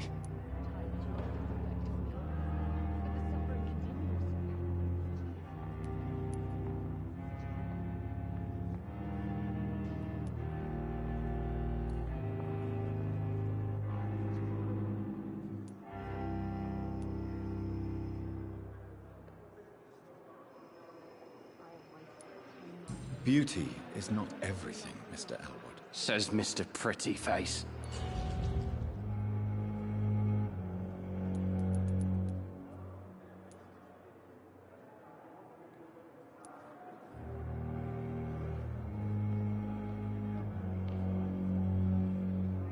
Tell me what really happened then. I went with a whore in Rouen.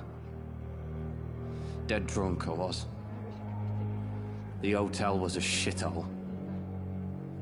There was a fire that night. Did you start the fire? Were you trying to avoid going back to the front? That's not uncommon, you know. No.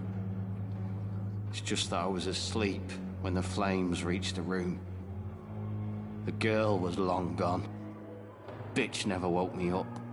Left me to burn.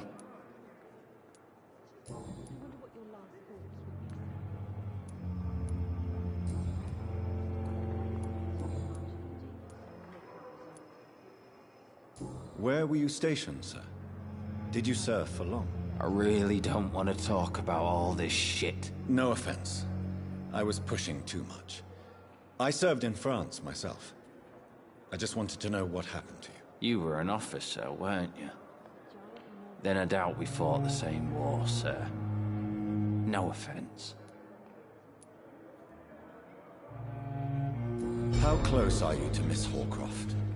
Are you aware that she thinks she is a vampire? To wait for her next nibble is the best reason to stay here. Every time she approaches my bed, she treats me like something tasty. A normal person. Aren't you afraid? She may hurt you if the game goes too far. She's quite harmless, I can assure you. Her head's broken inside is all. While I'm busted on the outside. But she's still beautiful. Living proof that there's hope for me.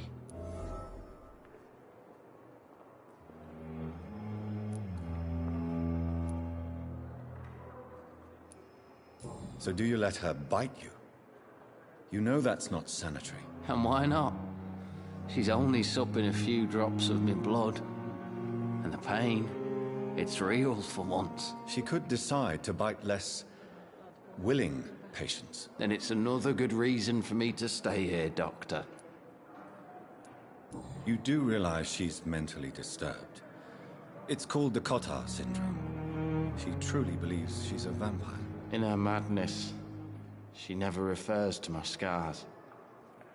And frankly, if I could, I'd join her world. It seems much more fun than the real one.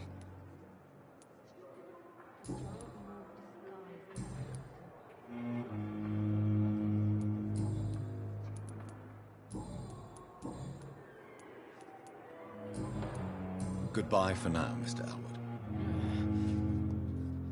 I wish I could be sick again. The pain. Feel my blood boil with the fever. Here again. I wonder why the Goswicks came here in the first place. Good evening, Mr. Hampton. How do you feel? Dr. Reed, is it? Oh, sir, I must apologize for my behavior. What do you mean? I was not myself in the factory. Fear and exhaustion made me say awful things to you, I'm afraid. You remained perfectly nice and polite. A little delirious, perhaps. But who wouldn't be after enduring an abduction? Thank you, Doctor. That's a relief. Now all I need to do is rest and return to my flock.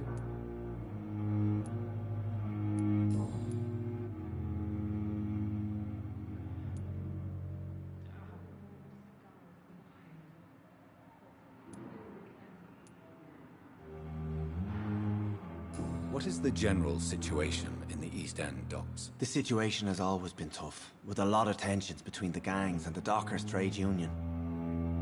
The wet boot boys are very nervous since they lost their leader.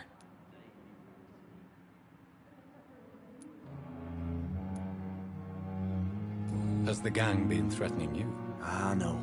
I've had this nickname for so long, you know, the sad saint of the East End. No one dares to bug a saint.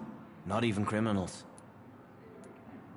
Who leads the gang now? Since Clay Cox went missing, it's his wife Edwina who runs the show, with the assistance of her minion, Booth Digby.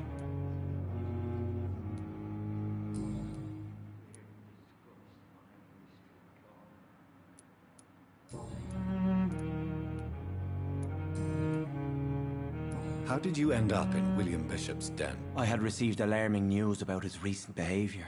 I went to his place, and he refused to let me go.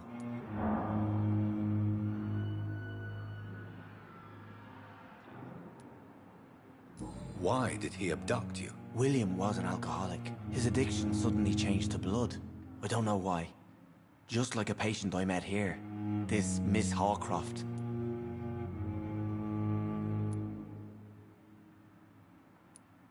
You dared to enter this awful place alone. You're a hero, Mr. Hampton. Or a fool. I'm just a man trying to help his friends, Dr. Reed. William Bishop was a conflicted soul, searching for light.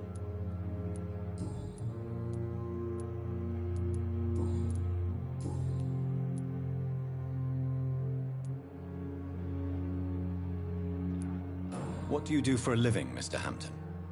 I can't help but notice the cross around your neck. I manage a night asylum for the poor and homeless of the docks. And I try to guide the lost and hesitant on the right path to our Lord.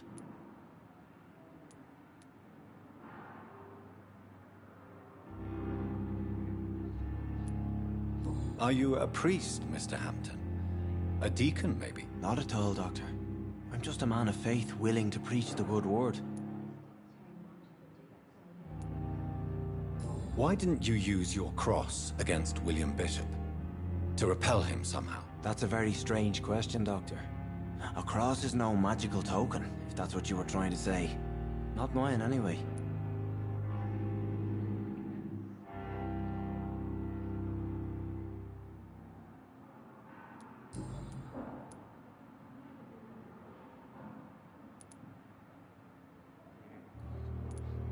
How do you feel, Mr. Hampton? Medically speaking, I mean. I feel exhausted. Beyond exhaustion, actually. William drank so much of my blood in his madness. I feel empty. You're in good hands here. Dr. Swansea is well versed in blood transfusion, and I'm sure he'll take the best care of you. Thank you, sir. I believe all I need is rest. And then I can go back to the people who need me. Have you made friends since you arrived? Not really, but I recognize Miss Harriet Jones. I knew her when she lived by the docks. That poor woman had such a miserable life. You never came to see her here at Pembroke? Receiving visits when sick can be an important part of the healing process, you know. We're not just bodies. You're preaching to the converted now, Doctor. To be truly honest, I thought she was dead. She left the docks many months ago. Goodbye, Mr. Hampton. We'll talk again later. The pain. It's here again.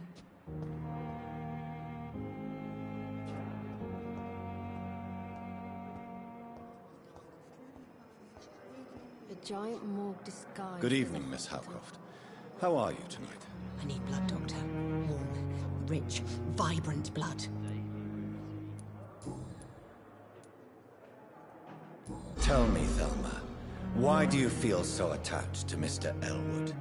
Why him? I'm not sure, Doctor. I think we have a bond of some sort. We've both suffered so much. He's the only mortal I find interesting.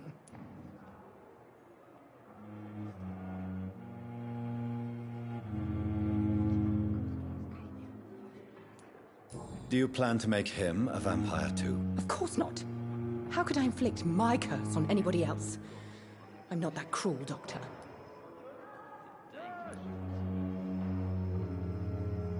Would you say you and Mr. Elwood are romantically involved? No. No, Thomas is a delicate soul.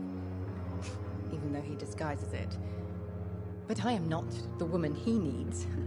No, for I am a vampire, Doctor.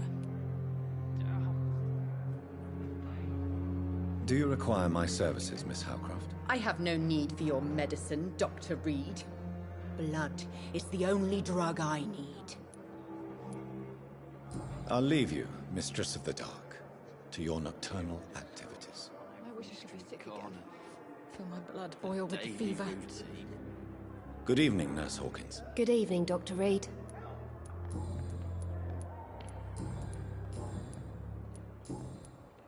Goodbye, Nurse Hawkins.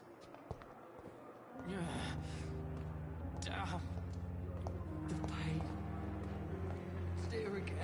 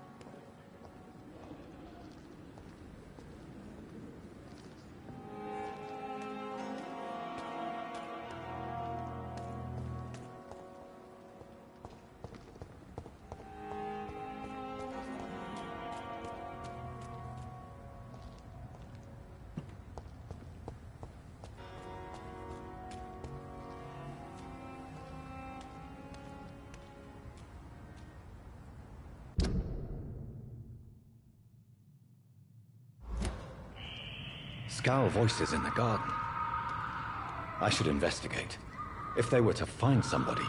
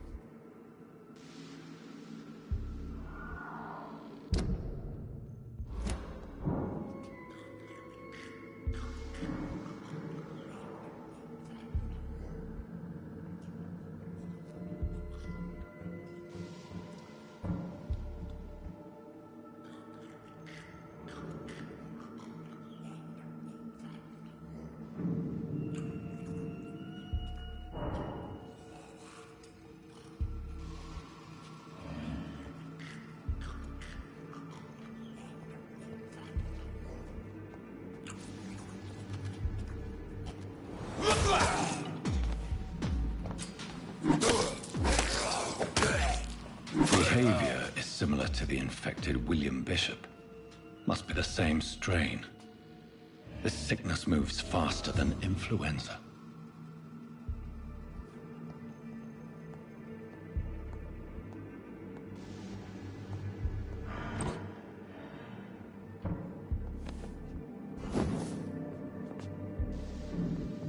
This key will surely grant me access to the basement.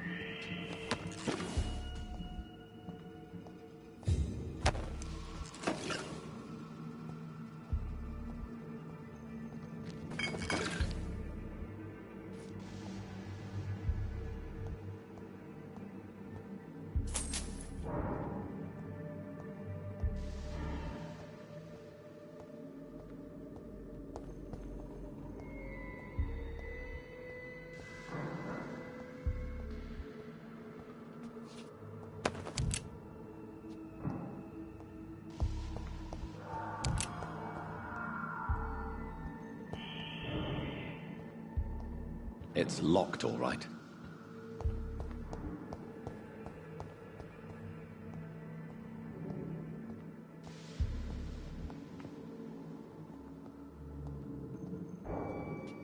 Balls of Mars, fortifiers. As popular as they are ineffective. But they do contain iron tartrate, and that might prove itself useful.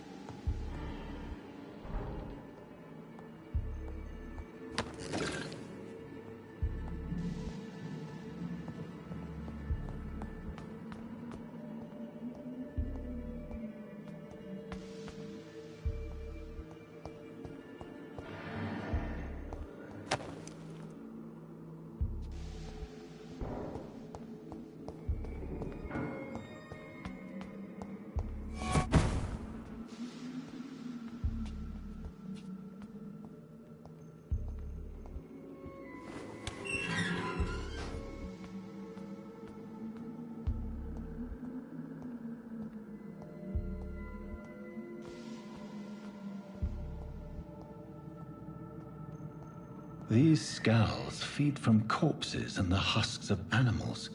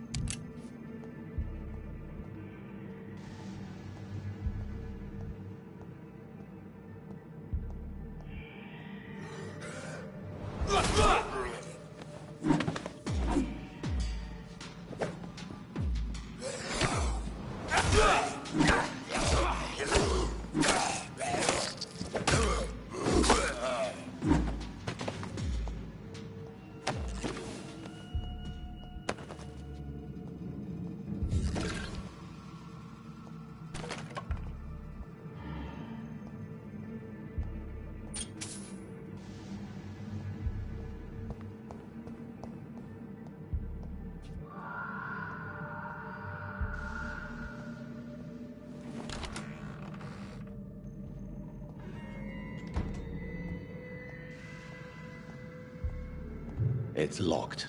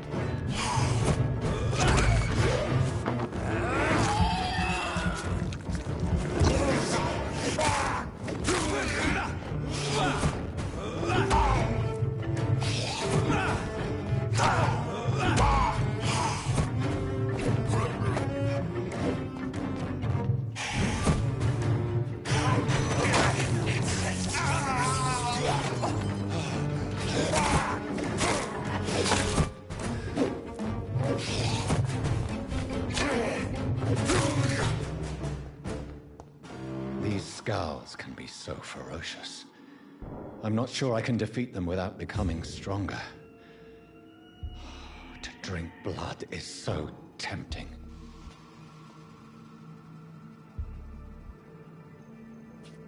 Sodium hypochlorite. Dangerous to administer, but efficient in the proper dosage.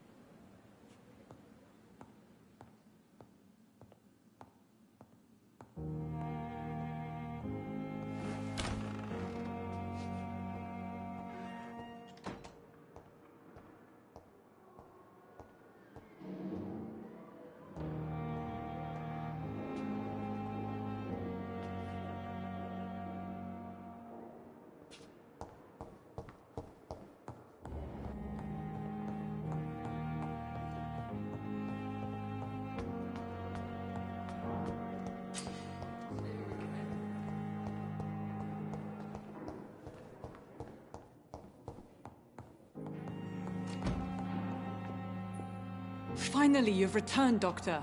Did you find anything of value? Yes, nurse. You've worked your first miracle, Doctor. Now, this patient here needs immediate treatment. Duty calls. When the storm has passed, I'll show you how to mix the remedy yourself with the same basic ingredients. Many thanks, Doctor. When you've finished, you ought to report to Dr. Swansea in his office. He's been looking for you. Seemed pressing.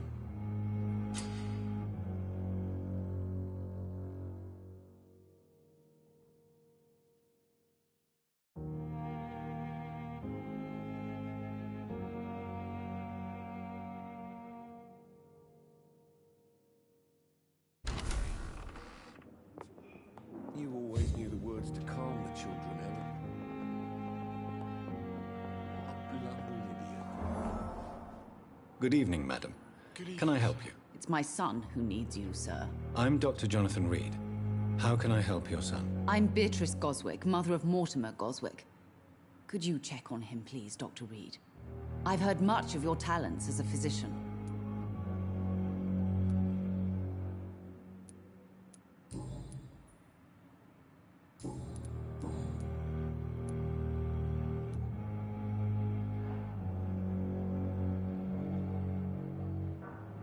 What do you think of your reception here? Any complaints? I have had the uttermost reservations about this hospital since we arrived. But we had no other choice, considering the state of emergency. Is there something in particular that's bothering you? Some of the staff were not especially welcoming. I suspect they're not accustomed to dealing with patients of such social standing.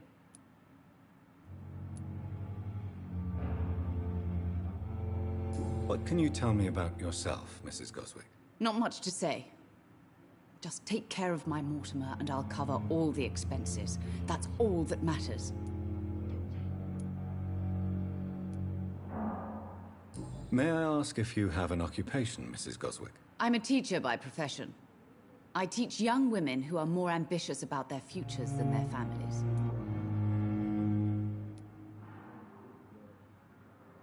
Are you really that rich?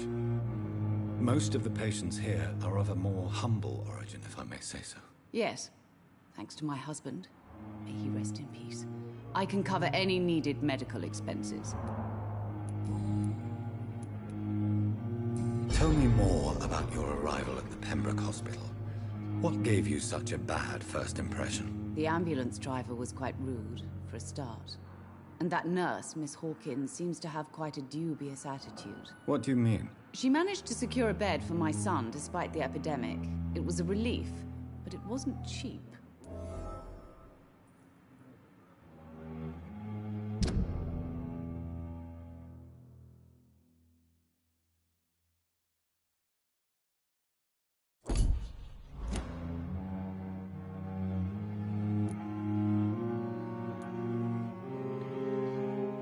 I share your concern, Mrs. Goswick.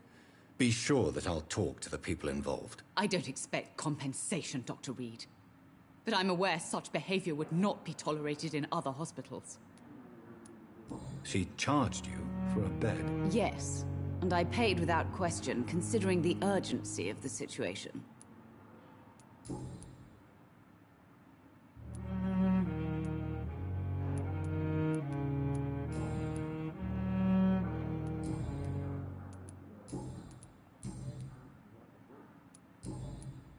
Goodbye, Mrs. Goswick. Good evening, Doctor. How is my son doing? Do you require medical attention as well, Mrs. Goswick? I have other concerns right now, Doctor. But I'm fine, thank you. Goodbye, Mrs. Goswick.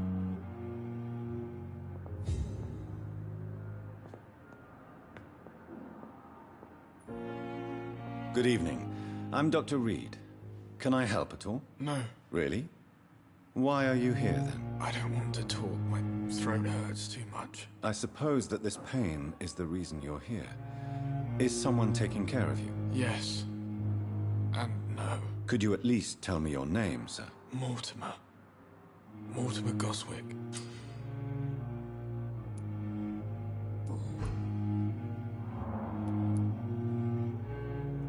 Tell me about yourself, Mr. Goswick. I don't want to talk, Doctor.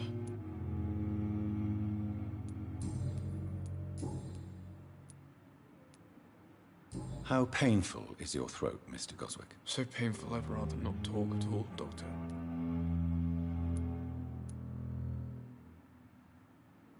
I'm sure you realize a doctor and his patient have to communicate, sir.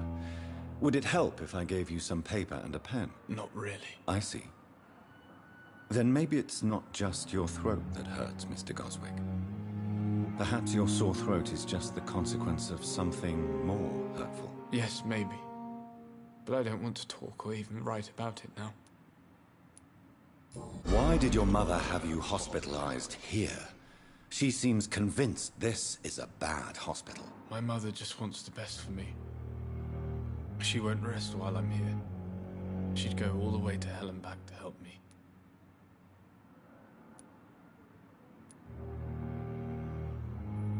Is your mother bothering you?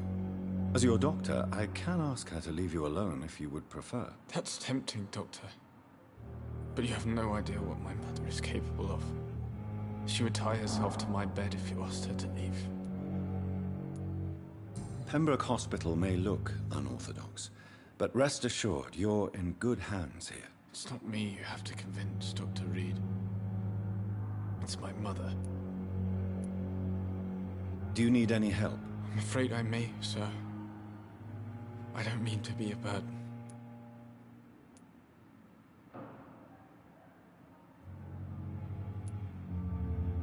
You are not a burden, sir. Healing you is my responsibility. And you have my gratitude for that.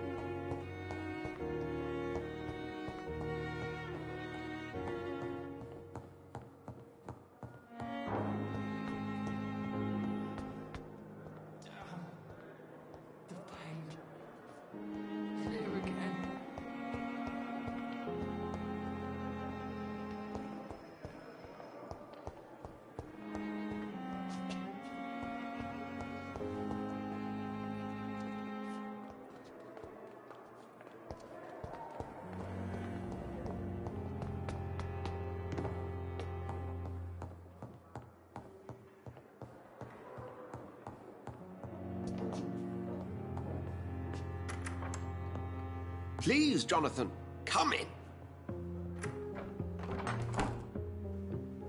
Fascinating, is it not? In the last decade, so many mysteries have been brought to light with our microscopes. The human body, biology's penultimate frontier. The more we explore its boundaries, the less we're able to trace a clear line between life and death. You, my friend, have a foot in both countries. The view must be vertiginous. It's at least as vertiginous as chatting about vampires with you, I would say. This must be all so new to you. This area of town, the hospital, a brand new life. How stimulating it must be. I wish I could share your enthusiasm, Dr. Swansea, but my condition defies scientific categorization. Undead? Unalive? Immortality defies logic. I cannot express my thrill at this serendipitous turn of events. The world's most eminent specialist in blood transfusions, a vampire. One might say a gift from heaven.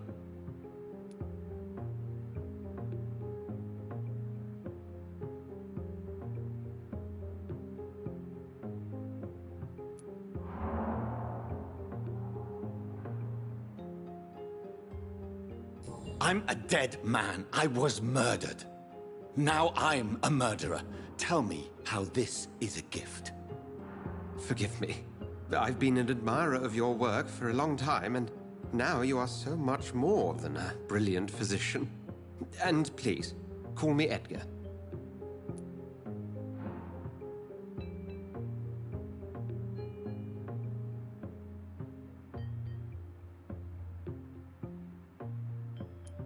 Thank you. But I'd rather you didn't speak so lightly about my condition. There is nothing I find amusing about this situation. Very well. I have a task for you, Jonathan. Something that will require all your newfound skills. Please, go on. The Pembroke only survives through the generosity of our benefactors. Unfortunately, our main donor has found herself in a bit of a bind. Now, if you could help her out... A spokesman or politician is what you need. That's not my calling. And until I come to understand what has happened to me, I require discretion. Discretion is in order, Jonathan. Lady Ashbury has recently received rather indelicate correspondence that, if revealed, would jeopardize her position. And you would like me to eradicate this threat? By the stole, of course not. I would just like you to pay her a visit. Her ladyship is certainly near the tents outside, tending the sick. You can't miss her. Look for someone impossibly delicate. Accepted. I'll see what kind of trouble Lady Ashbury is in.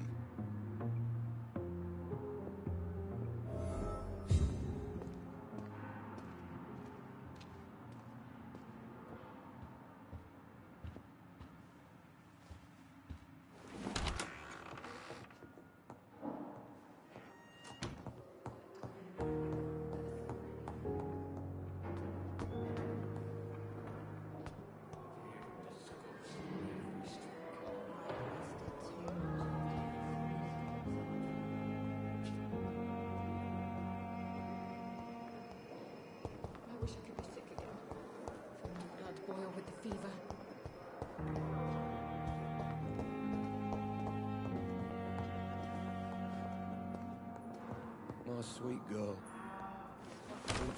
Falling apart. But in the circumstances, I'm willing to give you the benefit of the doubt. Doctor.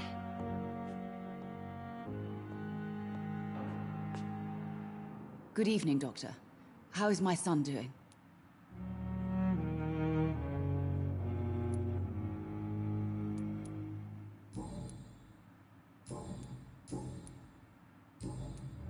Have you heard rumors of blackmail going on in this hospital? Dr. Reed, are you trying to take advantage of me? Of course not, Mrs. Goswick.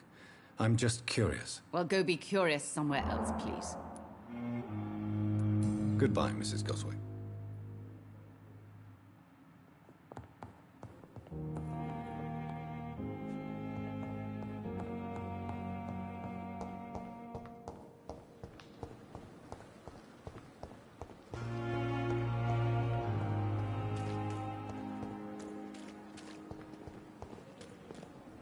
safer here than anywhere else in the East End.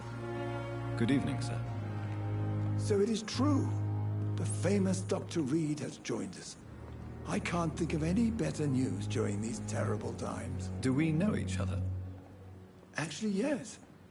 We met once before, at the Rockefeller University in New York. Dr. Tippett, yes, I remember. I was assisting Professor Carell in his research about coronary bypasses. He had nothing but praise for you. He was also very confident about your future. And look at you now. Eminent surgeon and blood transfusion specialist.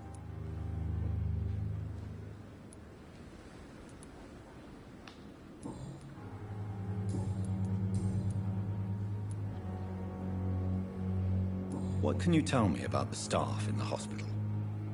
Some are really good, and others are not so good. But during this troubled period, there is no time for slander. I prefer to focus on the positive character traits.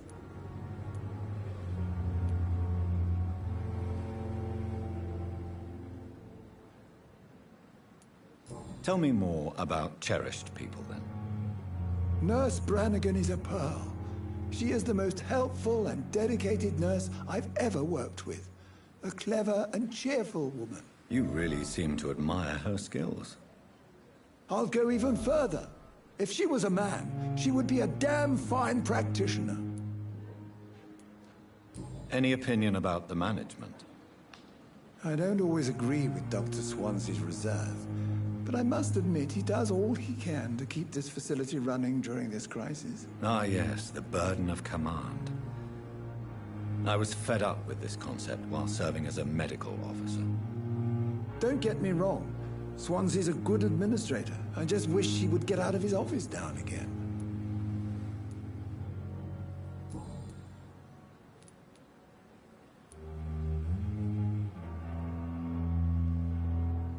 What is the Pembroke Hospital situation?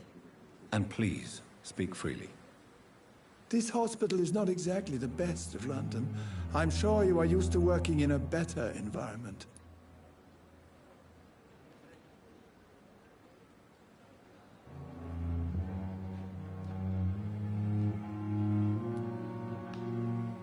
I can't say I'm thrilled to be working here, but to be honest, I didn't have much of a choice. Don't be misled by appearances, Dr. Reed. This hospital does not lack talented people. It just lacks hope.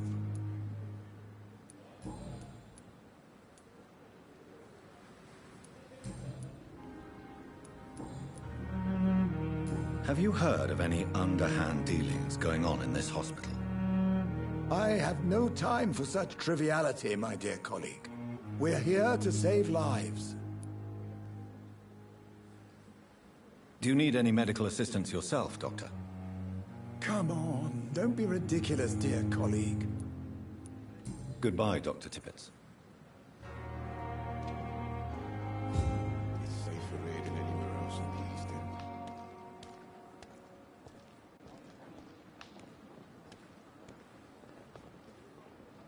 Good evening, sir. I'm Dr. Jonathan Reed.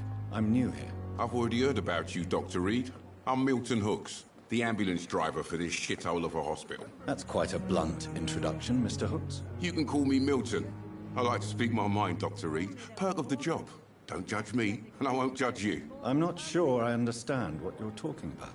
Well, I'm no doctor, but I'm pretty sure a gun can't be used as a surgical instrument. You have a keen eye. I learned to shoot during the war, and have carried one ever since. Old habits die hard. No need to explain, Dr. Reed. And if you ever need a better gun, remember, I may have something for you.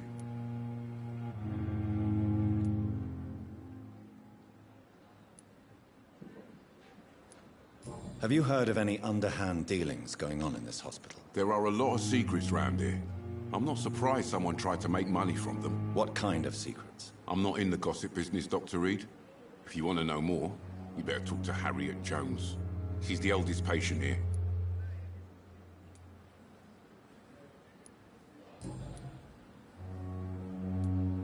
How is the situation around here? You want to hear the situation is all right?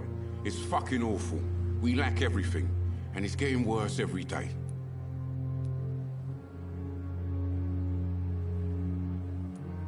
So what do you do exactly in this hospital?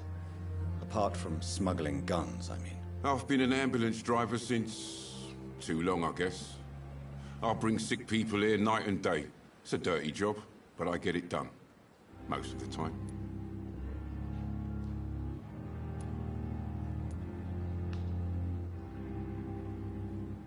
It sounds like things have been a bit rough recently.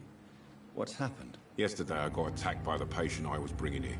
I escaped through the hospital's garden, but I lost my wallet when I was running. You left an infected patient outside the hospital? That's incredibly dangerous. Go there yourself if you want, but be careful, Doctor.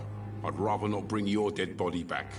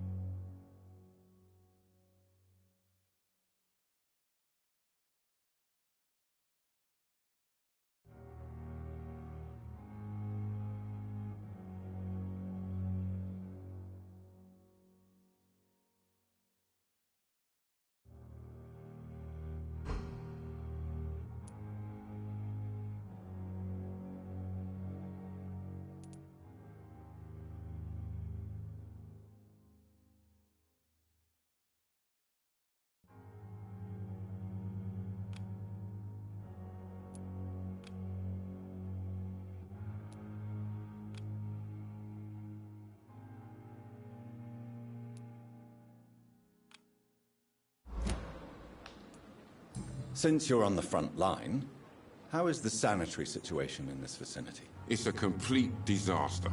It's even getting dangerous to enter some streets or buildings. Even the locals attack you.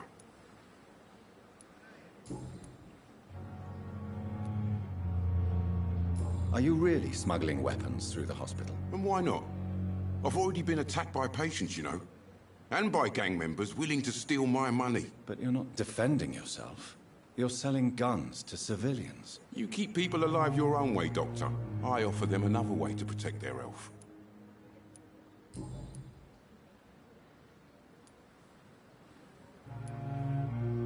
I'd like to see your goods. Wise choice, Dr. Reed. A reliable gun is what everybody needs these days.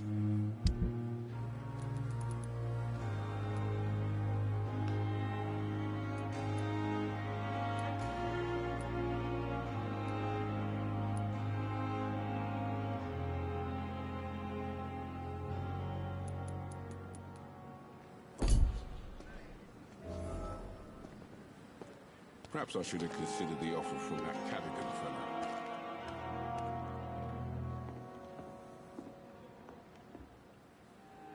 The flu took my dear wife, Emily. I take comfort knowing we'll soon be together again. Mr. Rainfield, that's no way to talk. You're in good hands here, and we'll be up again soon enough.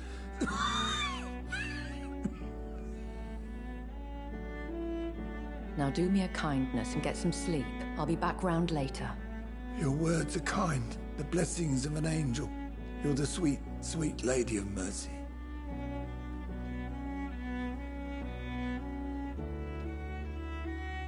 Good evening, Dr. Reed. It's a pleasure to see you again. You seem surprised. Dr. Swansea has brought me up to speed concerning your recent appointment to Pembroke Hospital. You're a the lady who saved me that night, before vanishing into thin air. I remember you from the pub with Dr. Swansea. Indeed. Allow me to introduce myself formally this time. My name is Lady Ashbury. I remember you well, in spite of the brevity of our encounter.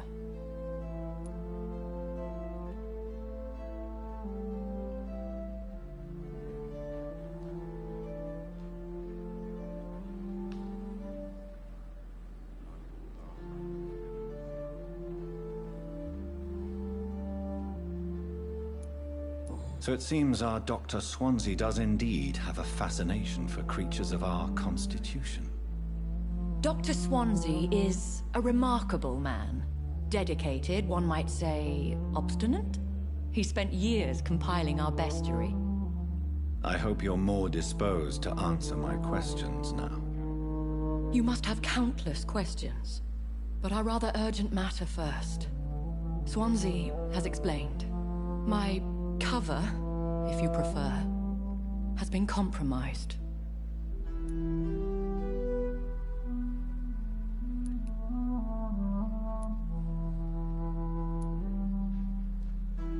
Have any of the patients given you trouble?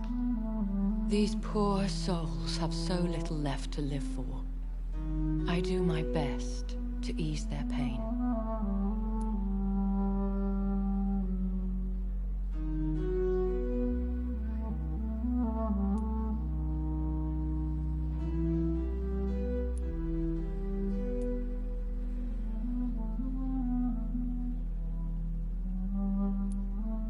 The world would be a better place if it were cared for by women like you.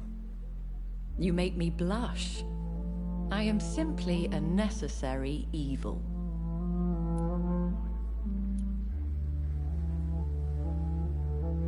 Pardon my boldness, your ladyship, but I have questions concerning this condition we share.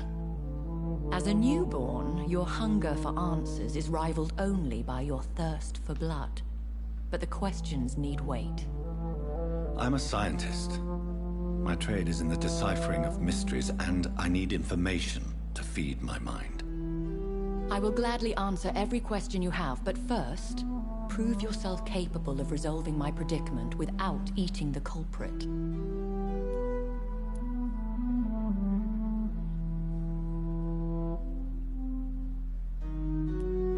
Dr. Swansea has commissioned me to be your agent in this matter. You could start by explaining what's amiss. These past insufferable weeks, I've been the victim of extortion. I've made a first payment, but the blackmailer grows greedy. I must refuse his most recent demands.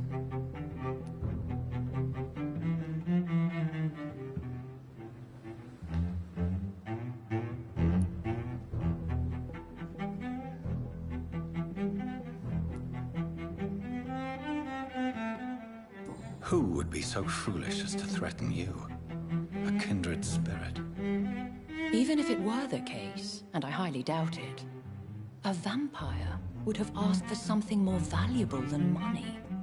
My suspicions lean toward a patient, or their family. Who would be so foolish as to threaten you? A kindred spirit. Even if it were the case, and I highly doubt it, a vampire would have asked for something more valuable than money.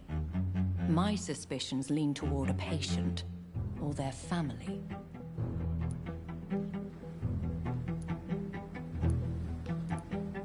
If we're dealing with an ordinary criminal, surely you've the means to deal with it yourself, if I may. As immortal tradition doth dictate, all fangs and hypnotic eyes ablaze, the blood would run like a river. That's what I hope to avoid. Violence has a tendency to spiral out of control.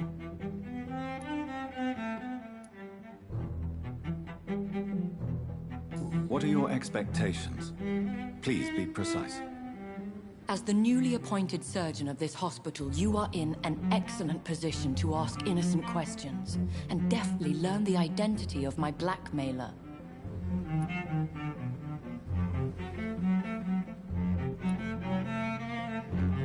Please continue. Every detail is essential. I'm your man. My embarrassment in this matter is eclipsed only by my shame at having put the hospital at risk. The threat from our anonymous scoundrel is clear. A list of dates.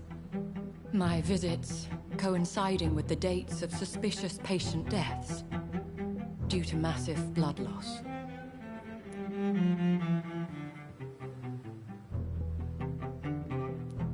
Is it true? Now aren't you the blunt one?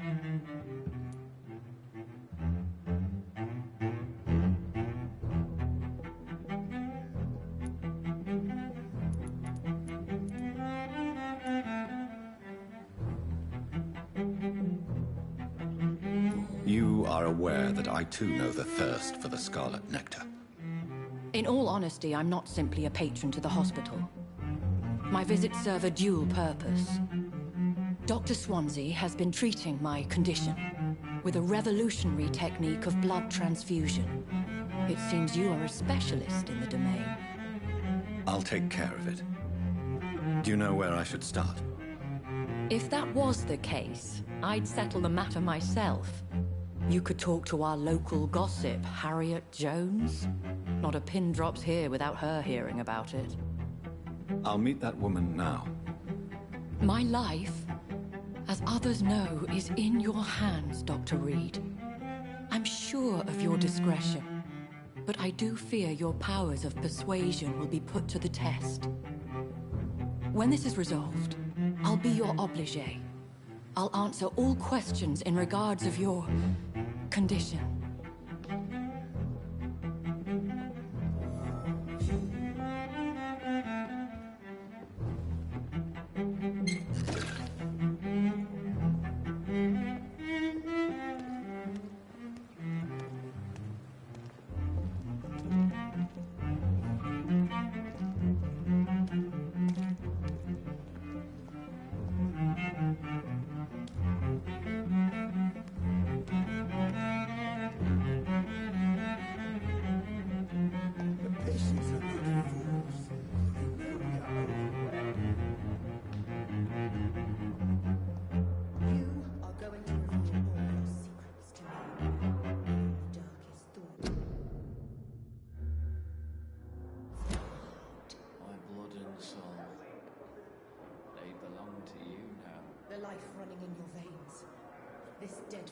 Needs it. Oh, please spare me, Dark Queen. Spare your obedient slave.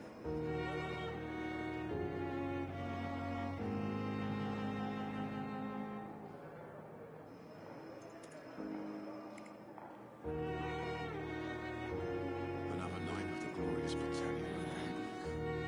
Down. The pain. It's here again.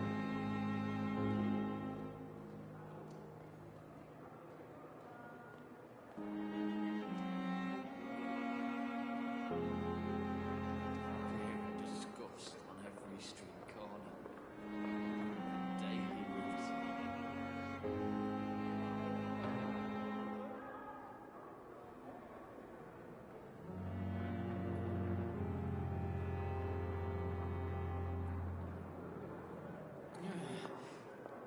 Down.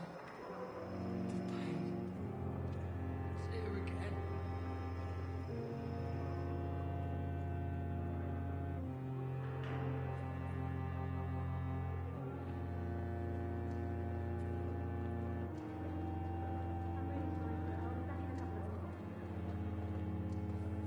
Disgust on every street corner. The daily routine.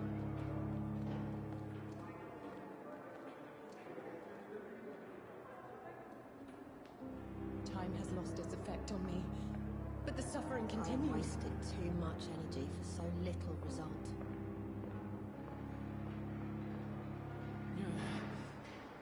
Down.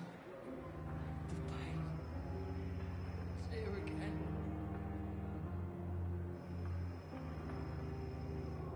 I wonder why the Goswicks came here in the first place. Fear and disgust on every street corner. The daily routine.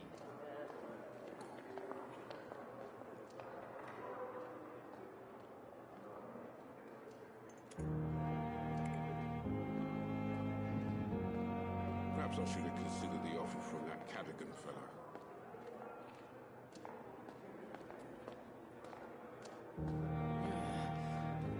Down.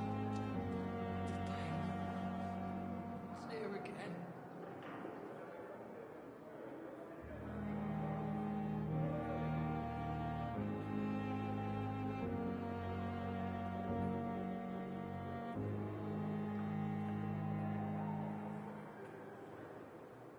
Fear.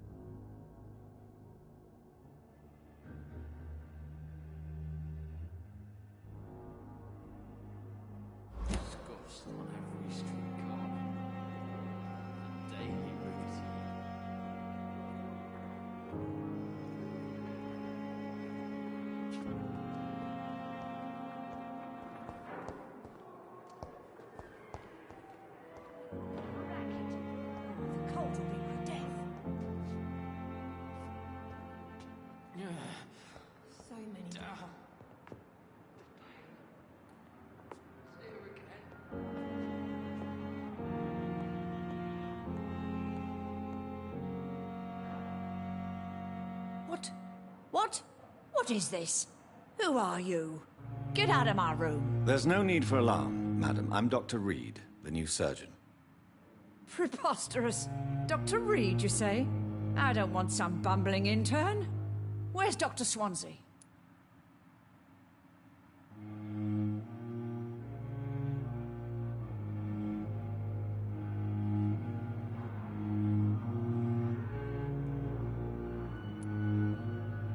Dr. Swansea is quite busy, and I need you to help me get acclimated. I have many questions.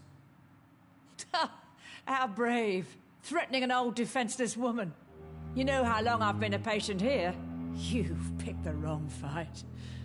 I'm Harriet Jones. Harriet Jones? Indeed. I've been meaning to have a chat with you.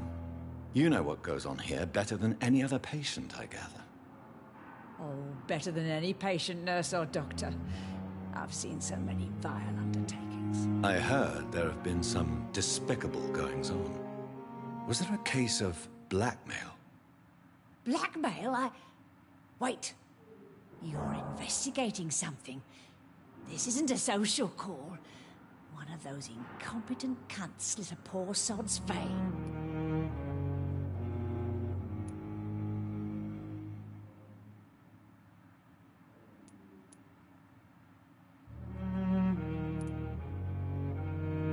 You seem to know more about the goings-on here than anyone else. Beware, Miss Jones, in case suspicion should fall on you. That's it. Blame the old and infirm. I see those little bitches' greedy little eyes. Just waiting for me to pop off, they are.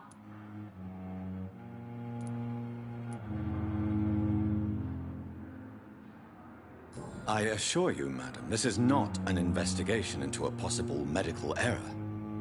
Debauchery, then? Nurses Crane, Hawkins, Brannigans, whores, all of them. They can't keep their legs shut. I've seen them scratching slutty sores. Really? Well, if you have irrefutable proof, I'll not have the staff behaving in such a manner here. This is your business, Doctor, not mine. But I swear one of the nurses is cavorting with some man on hospital hours. Thank you for your time, Miss Jones. You've given me something to go on. See you on the next round.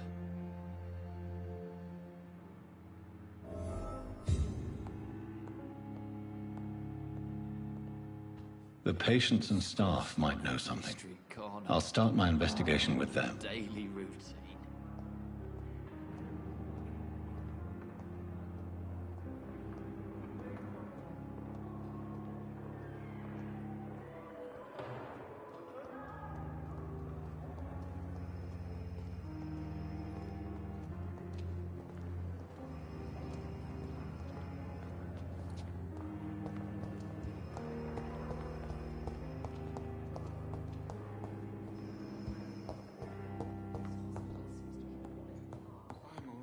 In the circumstances, I'm willing to give you the benefit of the doubt. And still more coming. I will not let you down, my boy. How can we be sure we're making a difference?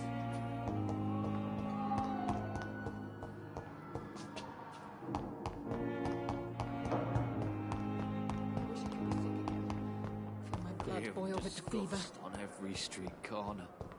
The daily routine. No decency. All lies and fake.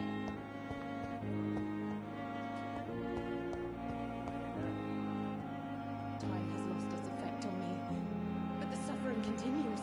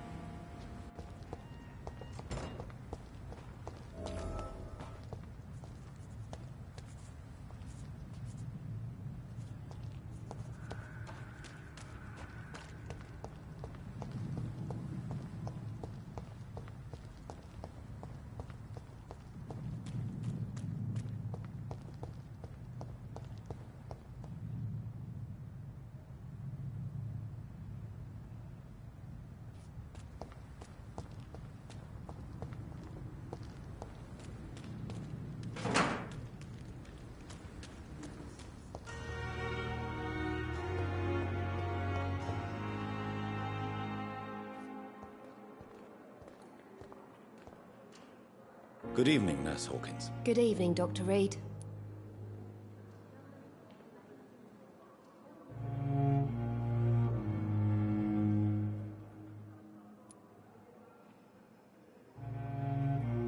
What can you tell me about the strange man visiting one of the nurses during her shift? Let me guess.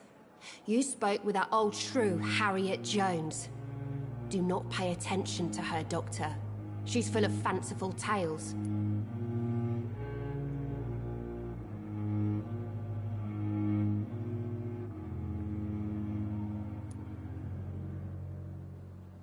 She could have been telling the truth about the mysterious man. That old witch will end up in hell soon enough. Who cares if a nurse finds some happiness where she can? No matter how you feel about her, Miss Jones deserves our help. Who says I don't care for her? Hate is what keeps that old crone alive.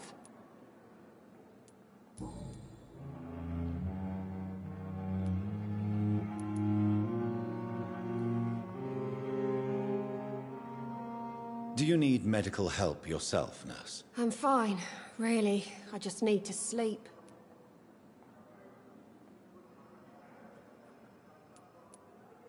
What can you tell me about the strange man visiting one of the nurses during her shift? Let me guess. You spoke with that old shrew, Harriet Jones. Do not pay attention to her, Doctor. She's full of fanciful tales.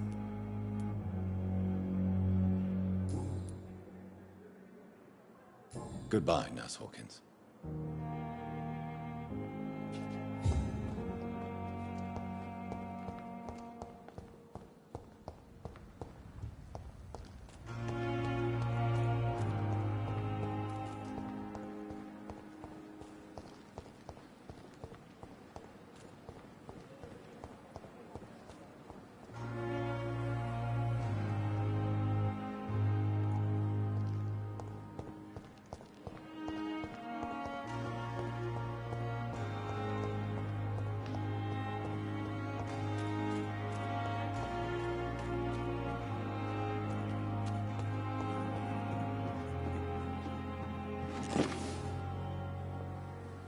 Good evening, nurse.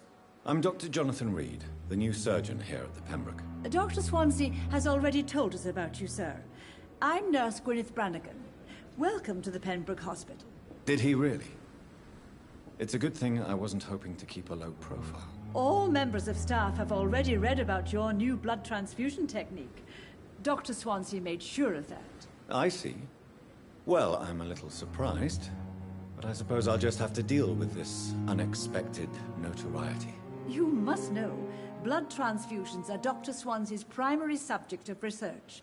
He is convinced it is the future.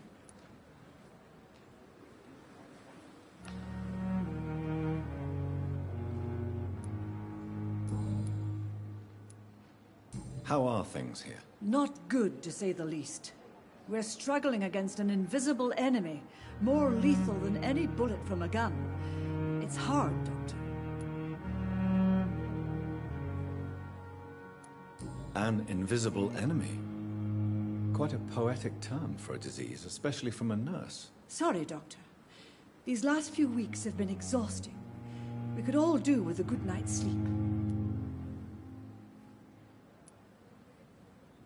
Do you think this hospital can survive the epidemic? We are all volunteers here, and we're trying to hold fast, but how do we beat an invisible killer?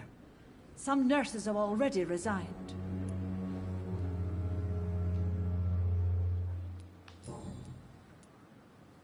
I'm not familiar with all the staff yet.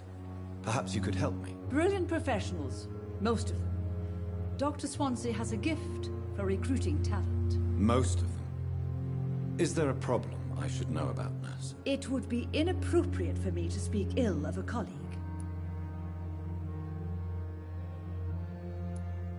Is there anyone that stands out? Well, I have never met someone as dedicated as Dr. Tippett's. He should be a standard for us all here. If only he were younger. Why should his age be a problem? I guess it's fair to say he's always pushing himself to the limits. He just doesn't know when to stop and get some rest.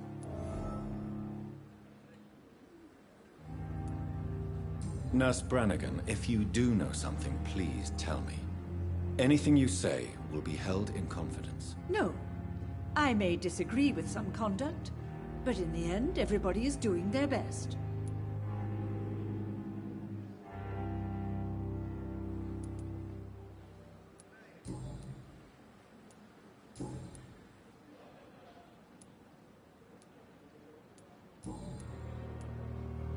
Why does Dr. Tippett's claim you're the main reason he keeps working, despite his fatigue? If it wasn't for him, I probably would have left the Pembroke years ago.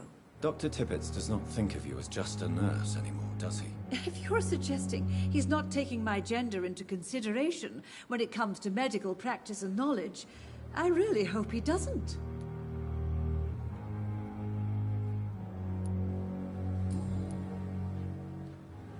All come from very different backgrounds, Doctor. Just like the patients.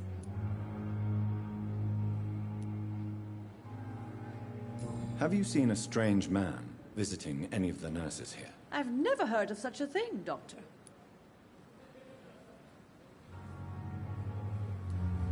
Goodbye, nurse. Call me if you need assistance.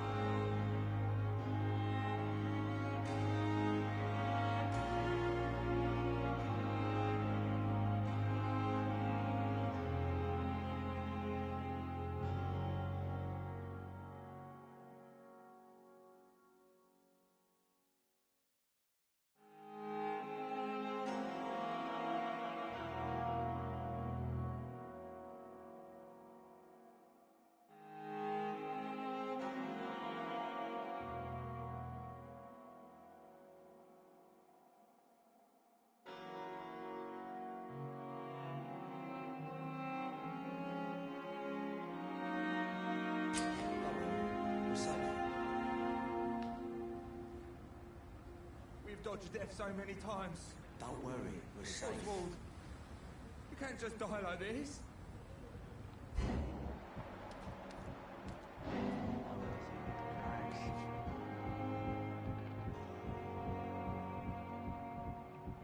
Don't worry, we're safe. You're sure you don't come back with me? Nah, I have to see someone at the hospital.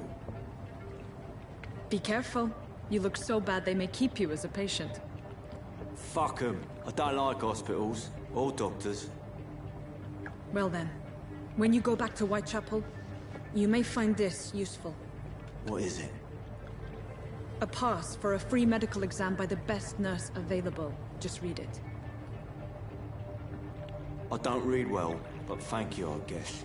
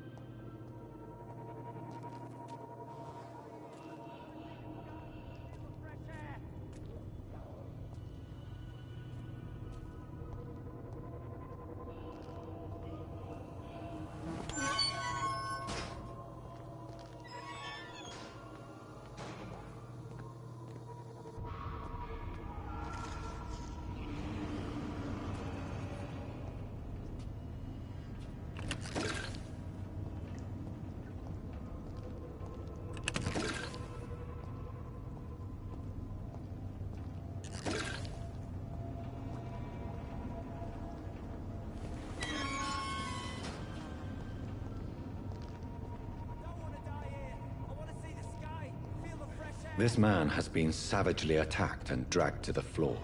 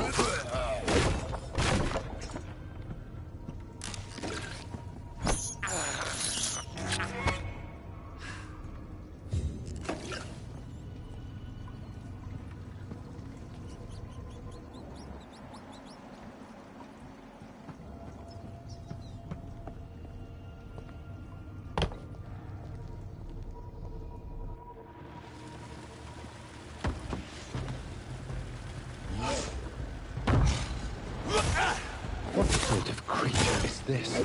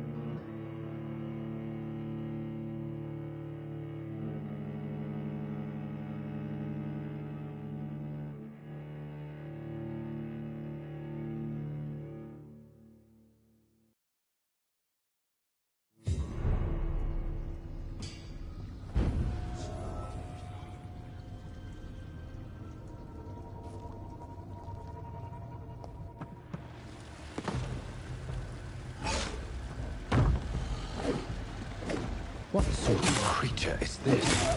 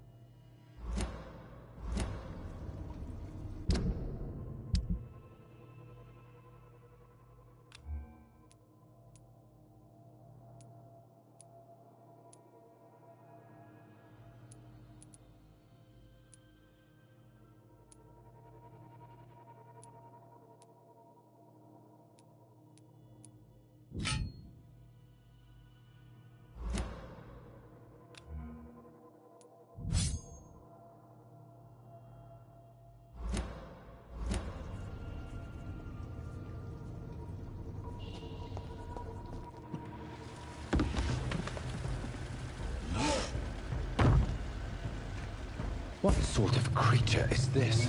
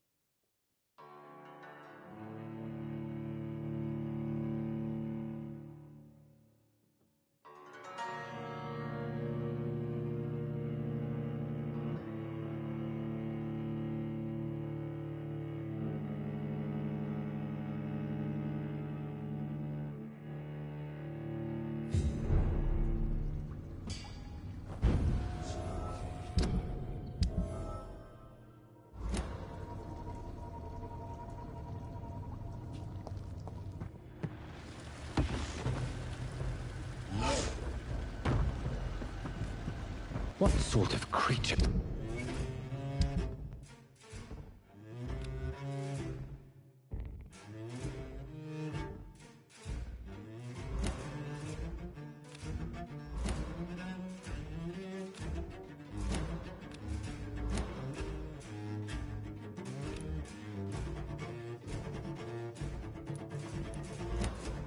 Is this?